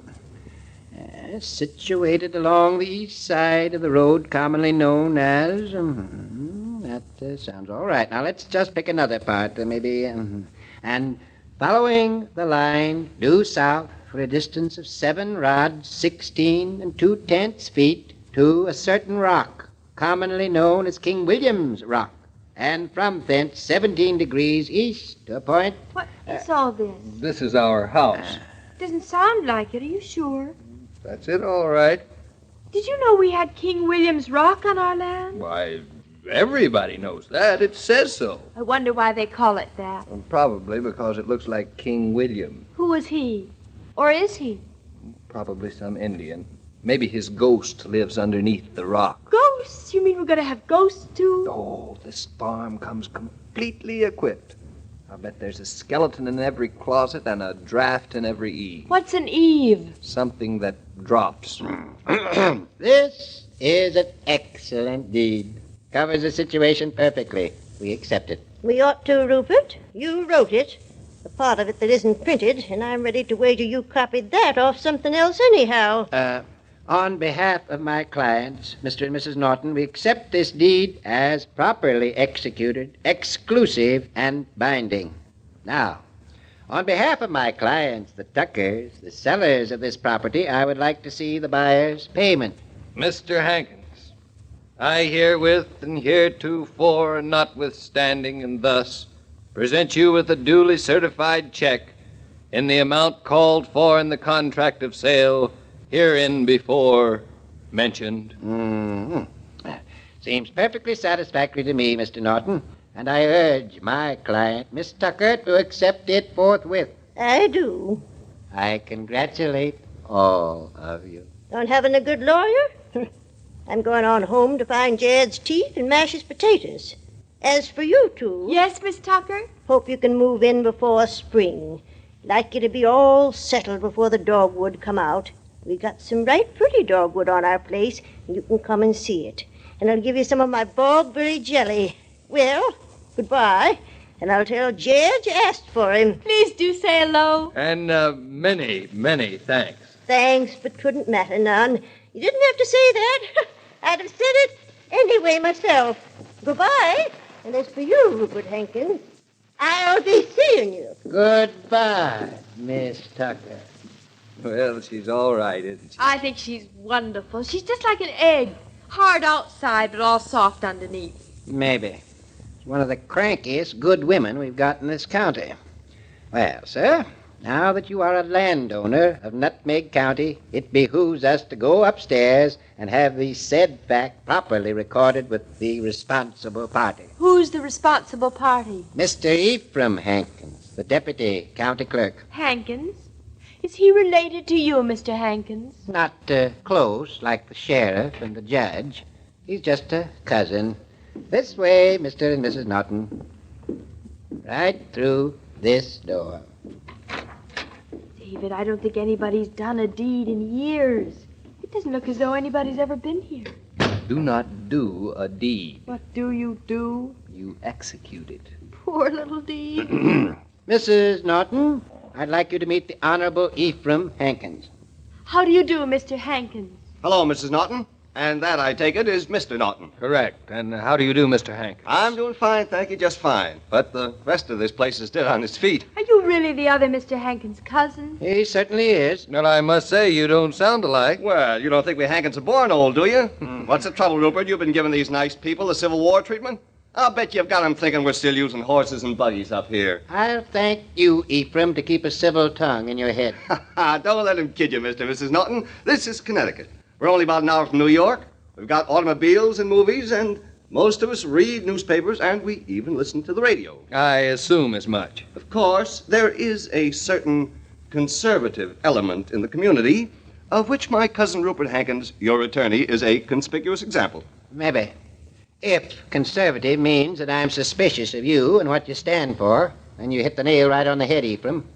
Now, get on with your business and stop sitting here in your office reading magazines and influencing people and tying trout flies. You'll have plenty of time for fishing next spring. I never have enough time for fishing. Do you, Mr. Norton? Well, I'm something of a fisherman, Mr. Hankins. Are you? You never told me. Want your money back? I do not. I'd rather have you than any old fish I ever saw. Well, not meaning to cast aspersions on your choice, Mrs. Norton, but have you ever seen a nice rainbow trout first thing on a sunny morning? Time's a wasting, Ephraim. Get this deed registered. Let Mr. and Mrs. Norton get out of here before you start telling them all your fish stories. Well, maybe they'd like to hear them, Cousin Rupert. What do you think of that? I don't think anything of it. And I really don't care what you do think. Now, where's this deed? Right here. Well, looked fine to me. That'll be a $2 fee to register it in the proper book and page. $2. Here you are, Mr. Hankins. Thank you. Now I'll write out your receipt and duly stamp it. Need any help, maybe? Only been doing it for 3 years, thank you, Cousin Rupert. I think I can manage without you. It's all so official, isn't it? It's worse than having a baby. Don't think there isn't any red tape about that, too. Is there? I'll say there is. Haven't you ever seen your birth certificate? Do I have one? If you were born, you do. Maybe I wasn't. Do you think that's possible? Oh, sure. In fact, that explains a lot of things that I can't explain any other way. Say, what sort of things? No time for that now. I can see that Mr. Hankins is practically finished with his receipt. I am finished, Mr. Norton. Now just let me stamp it, and we'll be all set. You know, some of us try to make these things as brief as possible. Others get involved. Your job, Ephraim, is to stamp. You will kindly leave the speeches to me? Thank you very much, Mr. Hankins. You're welcome. Then it's all over, and we really own the house. We do? Here, you take the deed. After all, you did most of the fighting for it. I think you ought to hold it, David. You ought to carry the deed over the threshold. Isn't that what people usually do, Mr. Hankins? Why don't you let me keep it for you in my safe? I usually keep all my clients' deeds. That's a wonderful idea. Well, I guess that's that. How do you feel? Me? I don't know. How do you feel? I don't know either. I expected to feel so much that now that everything's settled, I feel a little let down. Me too. Wait till we move in, though, and start living up here. Then there won't be any letdowns. I know. There won't be any time for it. It's a beautiful, beautiful house. Wait till you start living here. That's just exactly what I wanted to say to you, Mr. and Mrs. Norton. What? Well, I want to welcome you and Mr. Norton to Nutmeg County. We're getting a lot of New York people up here, and we hope you're going to feel at home. Well, we're going to be farming our place, you know, Mr. Hankins. Fine, fine. We've got a progressive little community here with a first-rate chamber of commerce and some great boosters in the Lions Club. We'll be glad to have you come to our lunches, Mr. Norton. Well, that's very nice of you, Mr. Hankins. We've got a lot of stick-in-the-muds up here, but we've also got some live wires of the type that you're used to, Mr. Norton. Maybe he is, and maybe he ain't. I just want Mr. Norton to know this because he's going to be a resident and voter of Nutmeg County. And he'll be here for the next year's elections. My cousin fancies himself as chief county clerk, Mr. Norton, but you are under no obligation to vote for him. Of course he isn't under any obligation. You get me so confused I can't even talk straight. No matter how you vote, Mr. Norton and Mrs. Norton, you are very welcome in Connecticut. We trust you'll be happy here. I know we're going to be happy, aren't we? Everybody's so nice since we bought the house. Yes, they certainly have been. Just think of it. Delilah Tucker is going to give us bogberry jelly. And Rupert Hankins, the guardian of the law, is the guardian of our deed. And Ephraim's asking us to vote for him for county clerk. I'm going to, too, aren't you? And it's only in Connecticut that men are such flatterers that after one look at you, they decide you're old enough to vote. But, David, I will be in another 3 years. And by that time, I can vote for Ephraim Hankins to be governor.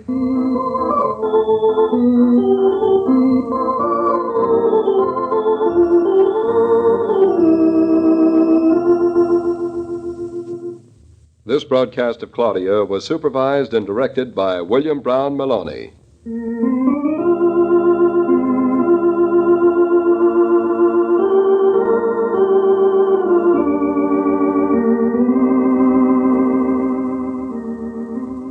Which house comes out first in the popularity polls? That's easy. It's the house where there's always plenty of ice-cold Coke. Nobody can resist the hospitality that comes from a refrigerator stocked with Coca-Cola. Say, have a Coke, and presto, your guests are enjoying the pause that refreshes. the pause that's welcome in any gathering, anywhere.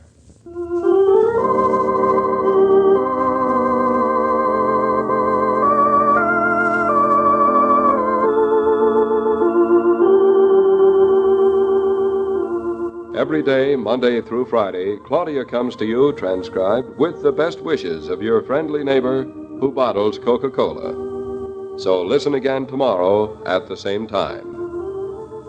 And now this is Joe King saying au revoir. And remember, whoever you are, whatever you do, wherever you may be, when you think of refreshment, think of Coca-Cola. For ice-cold Coca-Cola makes any pause the pause that refreshes.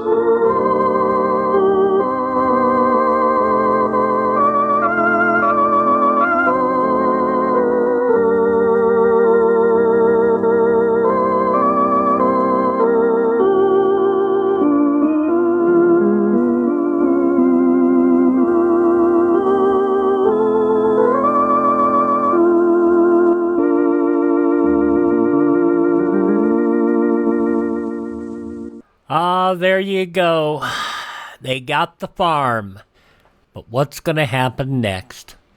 78 years ago, February 12th, 1948, Claudia here on Classic Radio Theater with Wyatt Cox. By the way, I want to thank those nice people over on Facebook who were very happy when I found the link to Claudia, the movie. A lot of them enjoyed it, and I hope they did. I hope you do. Hope you got a chance to see it. The Claudia, the movie, it is up on YouTube. We posted the link over there. All right. We thank you for joining us on this Thursday. Coming up on our Friday end of the week show, we will have more crime with Brian Donlevy in Dangerous Assignment, The Adventures of Sherlock Holmes with Sir John Gielgud and Sir Ralph Richardson, Dark Fantasy, and W is for Werewolf, and Ernest Chappell in Quiet Please, and The Valentine, and another episode of Claudia. Thanks for being with us here. We'll see you tomorrow for more Classic Radio Theater. I'm Wyatt Cox.